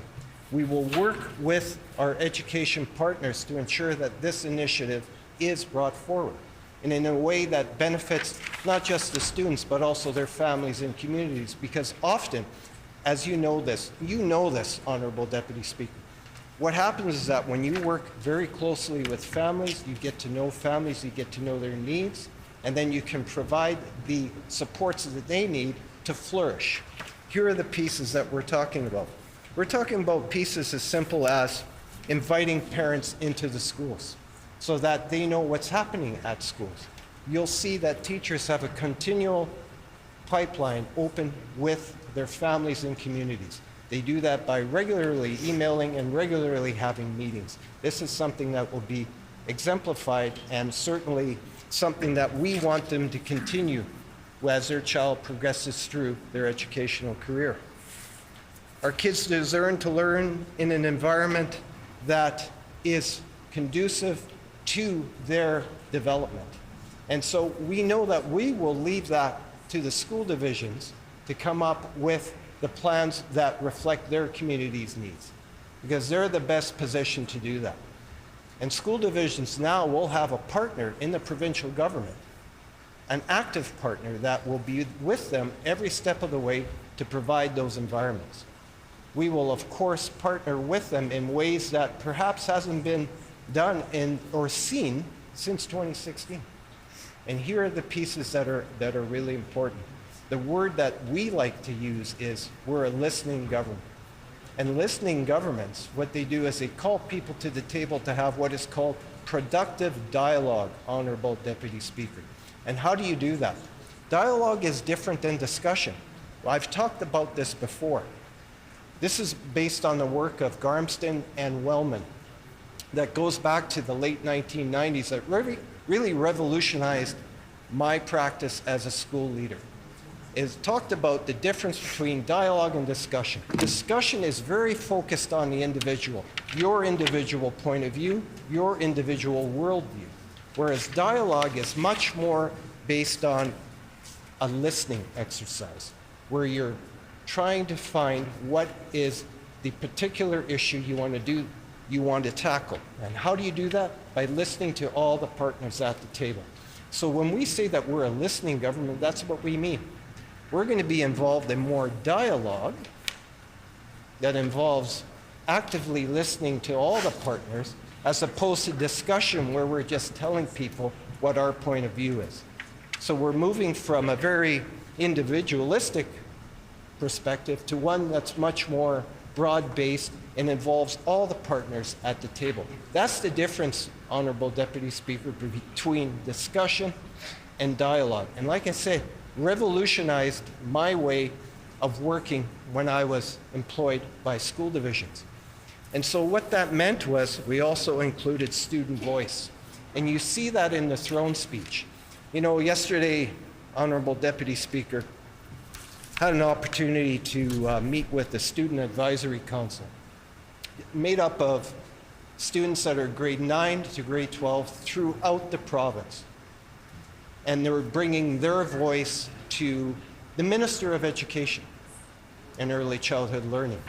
They were bringing forth their wishes, their hopes, their dreams, their desires for the public school system here in Manitoba.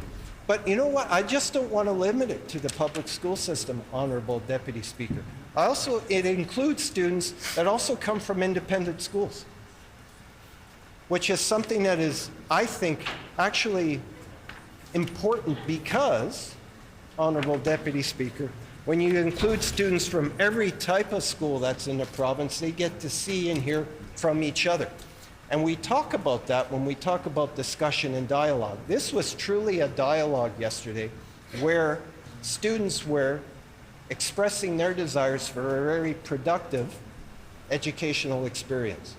And what did they talk about? They talked about equity. What do you find throughout the throne speech as a theme? Equity.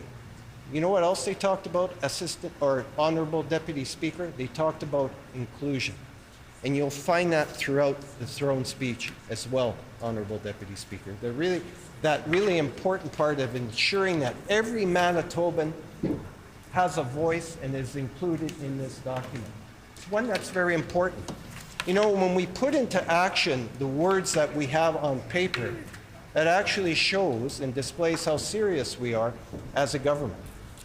Since October 3rd, we've already put in many, many pieces that have shown where our actions and where our words mean something. We talked about the other day, my colleague, the Minister of Health, actioning the point where we can now release patients over the weekend and providing $2.75 million to ensure that patients can be discharged during the weekend so they can free that bottleneck that's up in the emergency rooms. Those kind of common sense solutions that are going to be really important. And that's been outlined in the throne speech. The other important pieces, of course, is that when we talk about the finances of this province, we're looking at some very important initiatives that we're going to be undertaking. But here's the piece. The previous government made commitments that were not sustainable for the province's finances, and it's left us with some challenges. But I tell you, Honorable Deputy Speaker, we're up for the challenge. Absolutely. And right now, what we're dealing with is a set of finances that, despite the financial obstacles that we have in front of us, we are committed to fulfilling our mandate of a balanced budget by the end of this term, despite what we were left with. And there are many challenges that are facing this province, but I can tell you this province has elected a team of MLAs on the government side of the House that is ready to meet those challenges. Absolutely we are. The energy and enthusiasm on this side of the House regarding the throne speech and regarding all the points that are in the throne speech will certainly demonstrate our seriousness in making sure that we fulfill our commitments. Of course, we made a commitment on the environment as well, Honorable Deputy Speaker, one that's obviously very important. We are not going to create a silo here in Manitoba where we don't communicate with the federal government. We're just simply not going to do that. It would be irresponsible to the people of Manitoba to do that. Instead of picking fights, what we'll do is we will secure additional investments from our federal government partners, like the $500 million with the federal government to deliver low-carbon, affordable electricity. We're already going to be doing work, and we know the plans. We outlined the plans for the Pinawa Dam, replacing all of the turbines there. Very old turbines, as a matter of fact, that now require modernization. So what did? We partnered with the federal government to get that done, and got that done right away. You know what? And I do believe that that is very close to the member from Springfield Reshow's writing. I think Pinawa does kind of butt up against that, and it's going to be very important for that part of Manitoba. The other interesting piece that when it comes to the environment and ensuring that we go through what's called the just transition is our recent heat pump announcement and initiative that is going to be really important to Manitobans. So here's the piece. We're not talking about just air source heat pumps, Honorable Deputy Speaker. We're talking about heat pumps that actually go into the ground. They're ground source heat pumps that go below the frost line, where the temperature is much more stable, and then is pumped back up where it's warm again, and then distributed into either homes, businesses, schools. Can you imagine, Honorable Deputy Speaker, schools that can use ground source heat pumps with consistent temperature and also air conditioning. And so here are the pieces that are really important. These particular pieces are important because they provide the role model for the rest of the province on how to do this properly and how to do this with a low carbon footprint, which will be really, really important. Especially because, I mean, as many of you have seen myself, I mean, how long are we going to be around? I mean, I'll be around for a while, that's for darn sure. But I can tell you, there is youth in Manitoba that are going to be around longer than I am. And what they need is a responsible government that takes the initiative, that takes their responsibility seriously to provide the leadership needed in a just transition. And we can do it in Manitoba. We can be the role models for the rest of Canada, showing them how to get this done in partnership with other levels of government, which will be really important. And you see that, Honourable Deputy Speaker, throughout the throne speech. Here's the other piece that's really important, of course, and we're talking about reconciliation. Actioning the part of reconciliation is really important, and you see that throughout the throne speech document. I can tell you, Honourable Deputy Speaker, that in the Department of Education, we are committing to an Assistant Deputy Minister for Indigenous Excellence.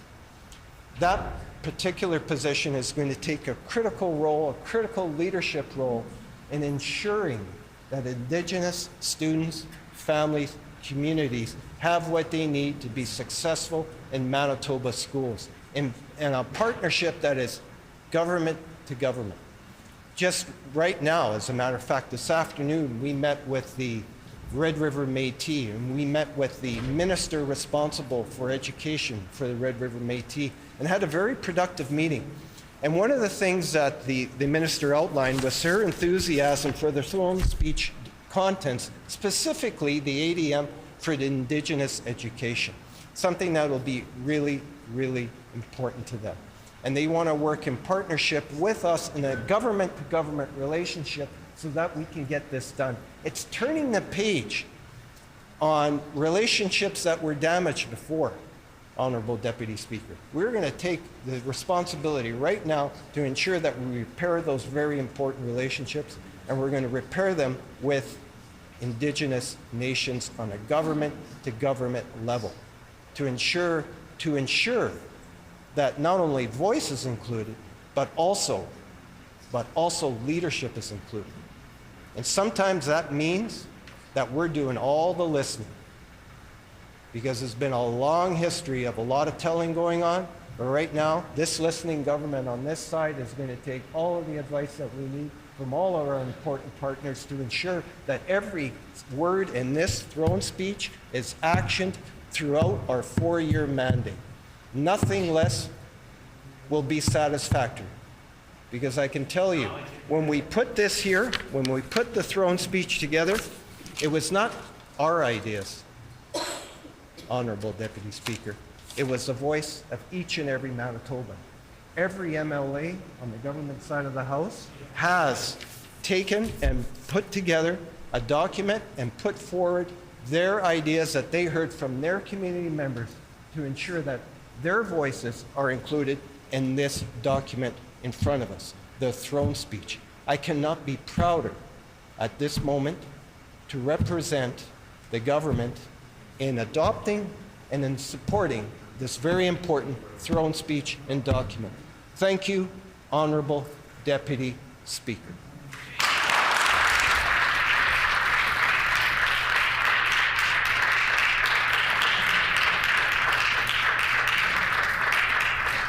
The honourable member for Morden Winkler. Honourable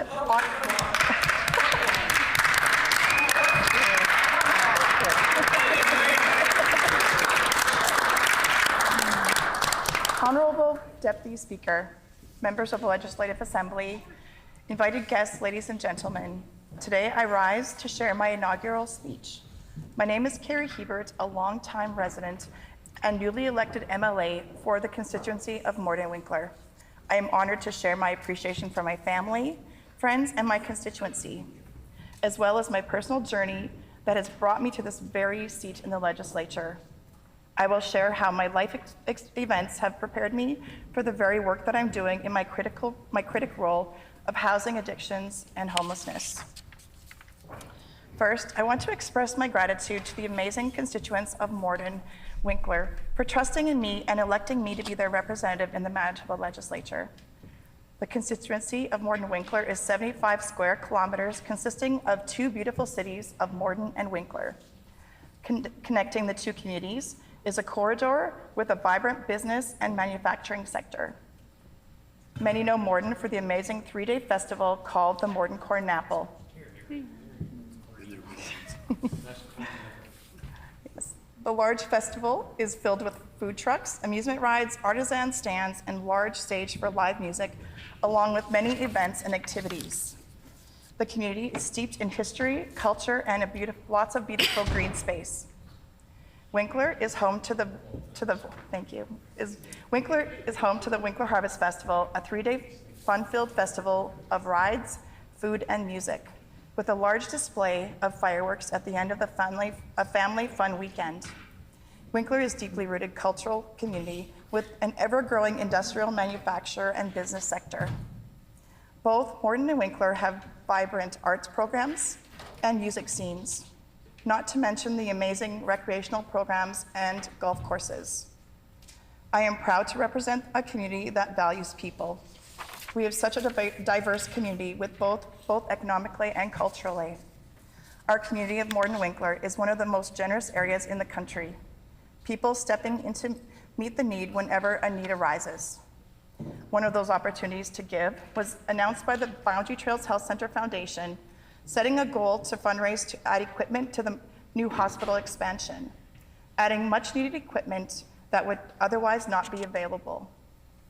There are so many organizations that blessed by the generosity of those that give monetarily donations and also volunteering of their time.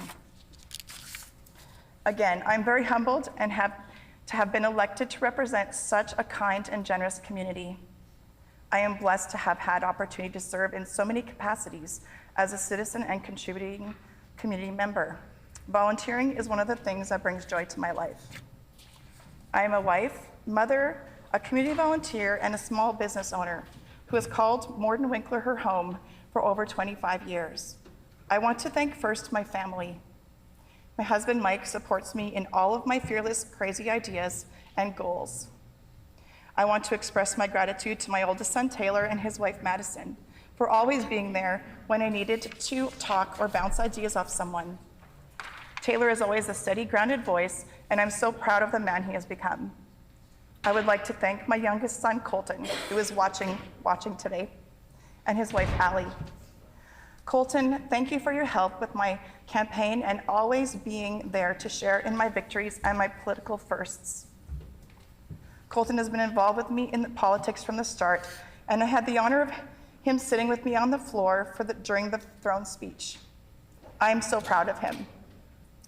I also want to thank my friends and volunteers. I've had so many amazing friends and family help me with my campaign. I can't express it enough how much each one of you means to me. Thank you.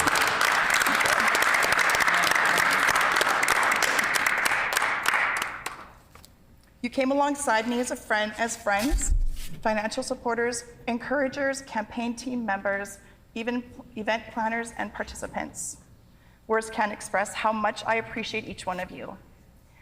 Each one of you has helped me achieve a huge goal. I stand before you as the first woman to ever be elected in this position in Morden Winkler.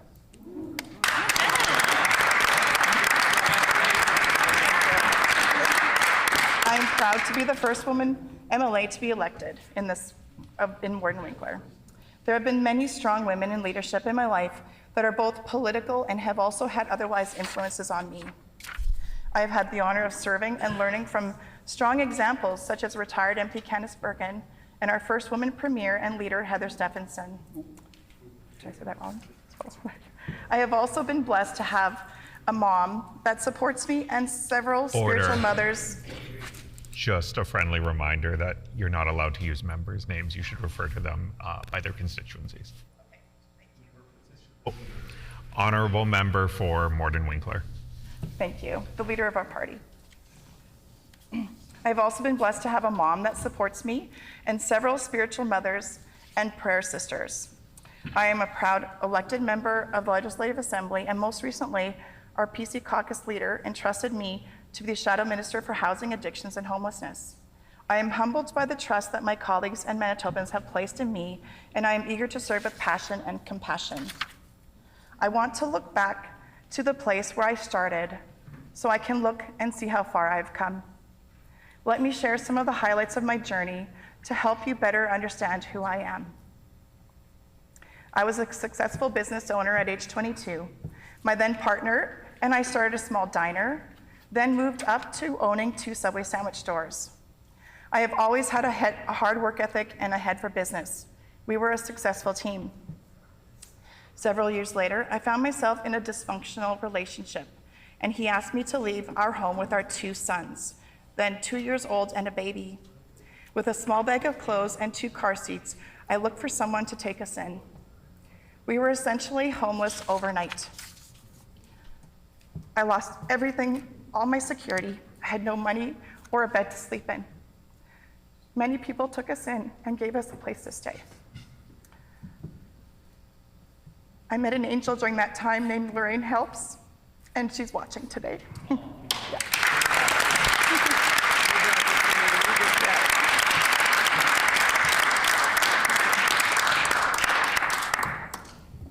She worked for Income Assistance, and she gave me, and she saved me. She had nothing but love and compassion in her eyes. It's a very hard place to be. The shame you feel, not to mention the way others look at you and your community, but there was no judgment with Lorraine. To this day, we still have a bond. For 3 months, she helped me get back on my feet and to find a place to live. No one plans to be homeless. No one wants the insecurity of not having money to buy milk for their child. Life circumstances don't care who you are or where you come from. We need to continue to work towards helping those who need help. I worked hard in my life as a waitress, saved up to buy my first home as a single mom. It was a fixer-upper, but it was mine. I had a coffee can on my stove labeled bathtub because I wanted a new bathtub. I will never forget how it felt to buy my first home. It did not take long for me to start realizing my goals once again. With hard work and an overcoming spirit and a strong faith, I became both successful and confident again. I continued to strive and overcome every challenge that would come my way. I have had the most amazing experiences as I've gone through life, including my many different achievements, having prepared me to serve here in this house beside many of the greatest examples I've ever had.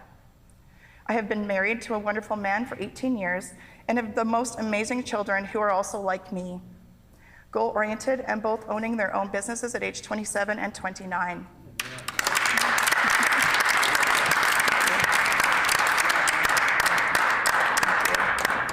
This brings me to where I am today. I started my own business, and my 2 sons and daughter-in-law are also business owners with my 4th daughter-in-law is the top of her class in university with the goal of helping youth in mental health. I'm so proud of my family. I continue to step out, take risks, and achieve my goals to improve myself and give my children a solid, stable life and example. My journey has not always been easy, but when I look back at how far I've come, I am eager to tell everyone, dream big, take that risk. You're worth it and you can do it. I know I deserve to be here, and I feel there is a reason why I'm here. My life has taught me so much. I have such an incredible passion to help others around me and to serve people. I am very thankful for the support of my family. Those who have loved and encouraged me have been the source of throughout my journey. They are my inspiration, reminding me every day of the values that shape our lives. I am also grateful for the trust you, the people of Morden Winkler, that you have placed in me, and I assure you that I am fully committed to working tirelessly advocating on your behalf. My entrepreneurship background as a business owner has equipped me with knowledge that translates very well into my new role as an MLA. My experience in both provincial and federal government, having served our communities for over 11 years under two leaders that I really admire and appreciate. I have run the palliative care program and volunteer program at Boundary Trails Health Center and been on the Boundary Trails Health Center Foundation board. I have worked hard. I have worked for local Chamber of Commerce and City of Winkler. I have volunteered with many charities and nonprofit organizations and have felt compelled to give back to our community in any way possible, including mentoring several single mothers over the years. In addition, I have been very involved establishing a mission overseas in India to help single mothers, a farm where they can earn a living in a safe place and provide for their children. I am very involved in the business sector also. Morden Winkler is a rapidly growing and thriving community that is blessed with resources and skills in place to make it an economic hub in southern Manitoba. It is this same platform that I will use to advocate for our businesses, manufacturers, and farmers. For industries and the business sector to continue to grow, we need to ensure infrastructure such as access to adequate water and good roads, human resources and skilled labor force to fill jobs, and to provide the best health care to the population that help grow our economy. Some of the issues that I plan to address in our community and province: I will work to help our community attract new doctors and other healthcare professionals that we need to fill the Boundary Trails Health Center expansion that is underway. Morden Winkler, the arm of Stanley, have seen steady increase in our immigration program, which is a testament to great opportunities that our cities can have provided. However, with this rapid growth comes the issue of housing. Today, I want to address three critical areas that demand our immediate attention: housing, addiction, and homelessness. These are real challenges that have been faced by so many in our province. From the streets of Winnipeg to all the corners of our province, the lack of affordable housing is becoming a stumbling block to a healthy life and prosperity for so many Manitobans. My commitment to addressing these challenges is rooted in both my personal and community experience, and also my background in business and politics. First, let us turn our focus to housing. Every person, regardless of their background, culture, orientation, or circumstances, deserves a safe and secure place to call home. As I experienced myself, it is disheartening to witness the struggles faced by individuals and families who find themselves without stable housing. This is not only a Winnipeg challenge, but a problem that expands throughout the province and country. We must take action to address this urgent need. I would like to see development of comprehensive housing policies that prioritize affordability, accessibility, and sustainability. We must collaborate with community stakeholders, developers, housing advocates, and local governments to ensure that our strategies reflect the diverse needs of our people. For a rapidly growing economy such as Morden Winkler, the City of Winnipeg, the Province of Manitoba, I will prioritize housing for all. Next, we need to confront the issue of addictions that is affecting so many, including the young in our society. Addiction is a complex challenge that requires a different approach, blending prevention, treatment, and rehabilitation. As a family member of a drug addict, I know and understand the addiction battle that they fight against every single day. Let's extend our hands to help those struggling with substance issues, offering not only treatment, but also the support and empathy they need to reclaim their lives, providing a safe and healthy way to break free and give them a chance to live a healthy, fulfilled life. Furthermore, we must invest in education and awareness issues to eliminate the stigma surrounding addiction. By fostering a compassionate and understanding community, we can create an environment that encourages individuals to seek help without fear of judgment of the general public. That is why compassion is so important, not only in this house, but in our communities and our streets as well. As we tackle these issues, we should draw inspiration from both our own experiences of compassion and justice, but also those around us also. Many faith-based organizations have deep compassion as well as a desire for restorative justice. My personal family's member's addiction story includes his faith in a strong way. His faith was so real and important to him in the darkest struggles to get free from his addiction. He has shared how he found help to continue as his healing journey in the Christian faith. Let us come together regardless of our backgrounds or beliefs. Communities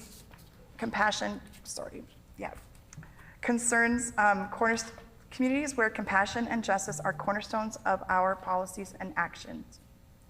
I will commit to doing all I can to help our communities and all Manitobans to continue to thrive. I understand the importance of economic growth, job creation, and I am committed to fostering an environment that encourages business development while prioritizing the well-being of our citizens.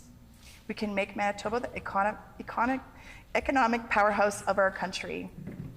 In the 11 years that I have been involved in politics, I have witnessed the power of collaboration and the impact that collaboration resulting in policies that are rooted in the principles of equality and the betterment of our communities as a whole. I am dedicated to working across party lines to find the missing common ground and deliver results that benefit all members of our communities. Together, we can unite and focus on the common goal of building a better, more stable, safe, and secure place for families, a more prosperous and inclusive future for our children and grandchildren, making us a have province, a province that attracts the young, the skilled, and the educated to help fill jobs to keep us growing and moving forward as a province. As I take on this responsibility of the Shadow Minister of Housing, Addictions, and Homelessness, I am increasingly aware of the challenges that lie ahead, but I am confident that with the collective efforts of our communities and all levels of government, we can overcome these challenges and build a brighter future for generations to come. In conclusion, let us embrace this moment as an opportunity for unity, compassion, and positive change. Together, we can create a community where every person is valued, where everyone has a home. Homes that are not just structures, but havens of security and warmth, where addiction is met with empathy and support, and where homelessness is a thing of the past. I am honored to serve you, and I look forward to the journey ahead. May God bless Manitoba and our constituents as we diligently serve him for the next 4 years. Thank you.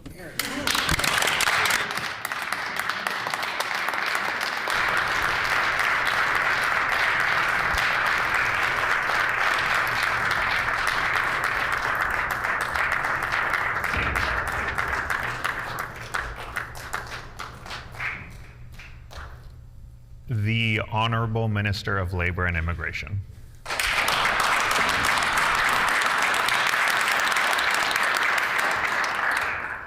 Thank you, Honorable Deputy Speaker. It's my pleasure to rise and address some comments towards our government's very first throne speech. I do want to echo some earlier comments made by MLAs on this side and across the way regarding family and the importance of family and just how we're not able to do our jobs without the full support of our loved ones. I want to first of all thank my husband Joel, whose idea in lots of ways this was his idea that I enter into politics. I remember after the then leader of the opposition asked me to consider running, I didn't really feel very confident in my ability to enter politics. At that point, I was a stay-at-home mom of 2 toddler boys, one aged 1 and the other aged 3. And, laundry piled up to here. Just couldn't even fathom how I would be able to do something like this. And my husband Joel told me, you know, you have the education, because I happen to have a political science and economics background. You have the experience because you have been apprenticing under your mom for the last 12 years, because my mom was an NDP MLA for those 12 years, and you know, I was always there to help write speeches and attend events with her and be her fundraising coordinator. And I did that not because I ever wanted to be a politician, but because she was my mom. And I knew that you know, what she was doing was very, very difficult, and that it had to be all hands on deck. And I was going to be there for her during, you know, this difficult period of her life. Didn't want to have any regrets. I actually moved from Ontario to Manitoba in order to help my mom. And finally, Joel said, and I think that you're going to be really good at this because you really, really care about the community, and the community is going to really, you know, benefit from somebody like you. And then, you know, still not sure. and my husband Joel said, and I think you might regret it. If in 10 years, you know, you said no to this opportunity, you know, from that the leader of the then leader of opposition had asked me to do this. If you don't take this, then I think you might regret it. And I, you know, my husband and I, we've been married now for 15 years. Before that, we had known each other for 12 years. Before I asked him to get married to me. Another story for another day. And I've never met anybody who, like, I trust so much to do things and to say things and to really be there for me and to do that in my best interest. So when my husband Joel says to me, I think you might regret it in 10 years, that really perked up my ears, and you know, I just looked at the laundry everywhere and okay, maybe we can do this because I don't want to live with regrets.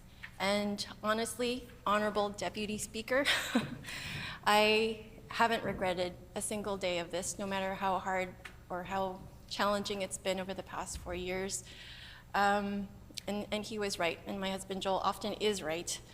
Even though he's quiet and doesn't say much, he's always really thinking about me and thinking about the situation. And so when he does put his oar in, I do listen, because he's proven to be right on so many times. So I just want to thank my husband Joel, who is probably going to be super, super embarrassed, but he doesn't read Hansard anyway.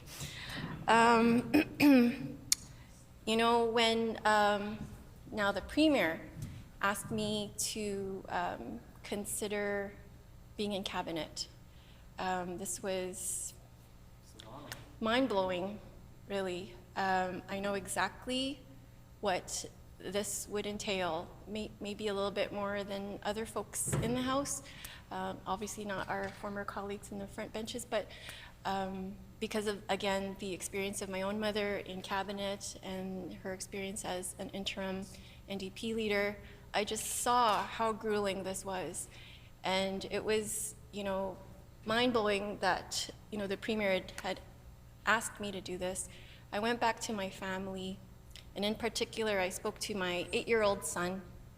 We have 2 boys, an 8-year-old and a 6-year-old, and I asked my 8-year-old and my 6-year-old, they were there in my bedroom, and I said, well, I've been asked to become a minister.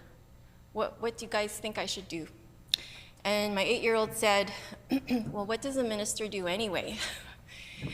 And I said, well, you know, for example, the Minister of Health would be in charge of all the hospitals across Manitoba. And, you know, if there's anything wrong in those hospitals, then the Minister of Health would be in charge of trying to make sure that those hospitals are running and making sure that they're, you know, being safe places for the people that work there and for all of the patients that need to go there, for example. And my 8-year-old son said, okay, that sounds like you're going to be very, very busy. Are you going to be as busy as you were during the election? And I said, yes, I'm definitely going to be busier than I am now as an MLA, but I don't think I'm going to be as busy as I was during the election, because people on MLAs on both sides of the House know how grueling an election is. It's a grueling, grueling experience. And that's what my 8-year-old said. And he said, because maybe you should become a minister in 4 years when I'm 12 and my brother is 10, because we really still need you right now. And during the election, you know, I didn't really see you very much because, you know, they'd go to bed before I would come home at night. And my 8-year-old son said, and sometimes, you know, I'd be lying there in bed and I'd be trying to remember your face, and I couldn't remember what you looked like. So I'm sure everybody knows here what I was feeling. You know, nobody wants to hear that. But there is a reason why we have to make this choice in order to, you know, obviously have some sacrifices for our families. And that's because we're here for the betterment of Manitoba. We're here because we care about our communities and because we care about the people of Manitoba and because we want to put them first and because we care about our shared destiny and our shared purpose as Manitobans. And that's why, you know, we make those sacrifices. I promised my children that I wouldn't be as busy as that grueling election and that we would make more time and that the next time I would be that busy to that level was in another 4 years.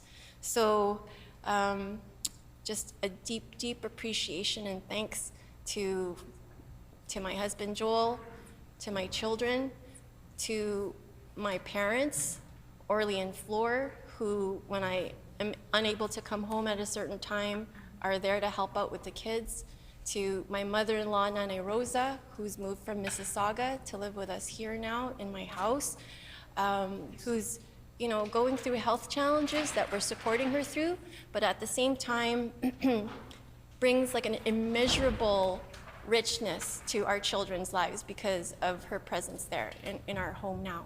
So, you know, just such a great thank you to my immediate family, like my brothers and my sisters who were always there to even help out during the election, even though some of them didn't even live there.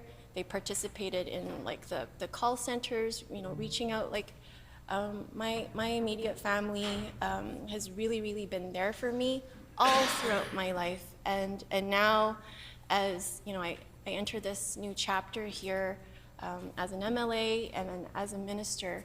I really need support more than ever. And my family has really been there for me, and I wouldn't be able to do this without them. So thank you very much to my family. I do also want to touch on some incredible volunteers at the Notre Dame constituency. Again, these are folks that I would not be able to be here without their dedication and perseverance. I want to speak about Jean Padronau, who you know, is our constituency assistant. Tita Jean, as we call her. Tita, T-I-T-A, means kind of auntie because she's, you know, older, but this person is practically an immigration expert. In the Notre Dame constituency, we receive a lot of immigration inquiries from across the province, and if I have to be honest, including even parts of Ontario, Saskatchewan, Alberta, people reach out to our office because they know that Tita Jean is very, very well versed in these matters, even though immigration policies keep changing. Tita Jean Padronau has really been an anchor for us there at the constituency office, and she was there even before I was elected. She's been helping in this capacity as a constituency assistant for getting close to 15 years now. And during the election, she was also a volunteer for the Notre Dame riding. And again, just so much thanks goes to Tita Jean for all of her efforts as a volunteer. I also want to speak about Beth Campomanes. Beth is another constituency assistant that we have in Notre Dame, and she actually has legal training from the Philippines. She was unable to do her accreditation here in Manitoba, but she brings that legal background with her to all the casework that she provides in our constituency. And what can I say but that kind of dedication and level of expertise for somebody to help with all the different casework that comes to our doors. And she also helped so much during the campaign and the election. I also want to lift up Ray and Imelda Sangalang. Again, these are husband and wife team, but Ray Sangalang has also been there for our constituency and volunteered for more than 10 years. And we're very, very grateful for Tito Ray, despite the fact that he... Order, please. When this matter is again before the House, the Honourable Minister of Labour and Immigration will have 8 minutes remaining. This House is adjourned and stands adjourned until tomorrow at 1:30 p.m.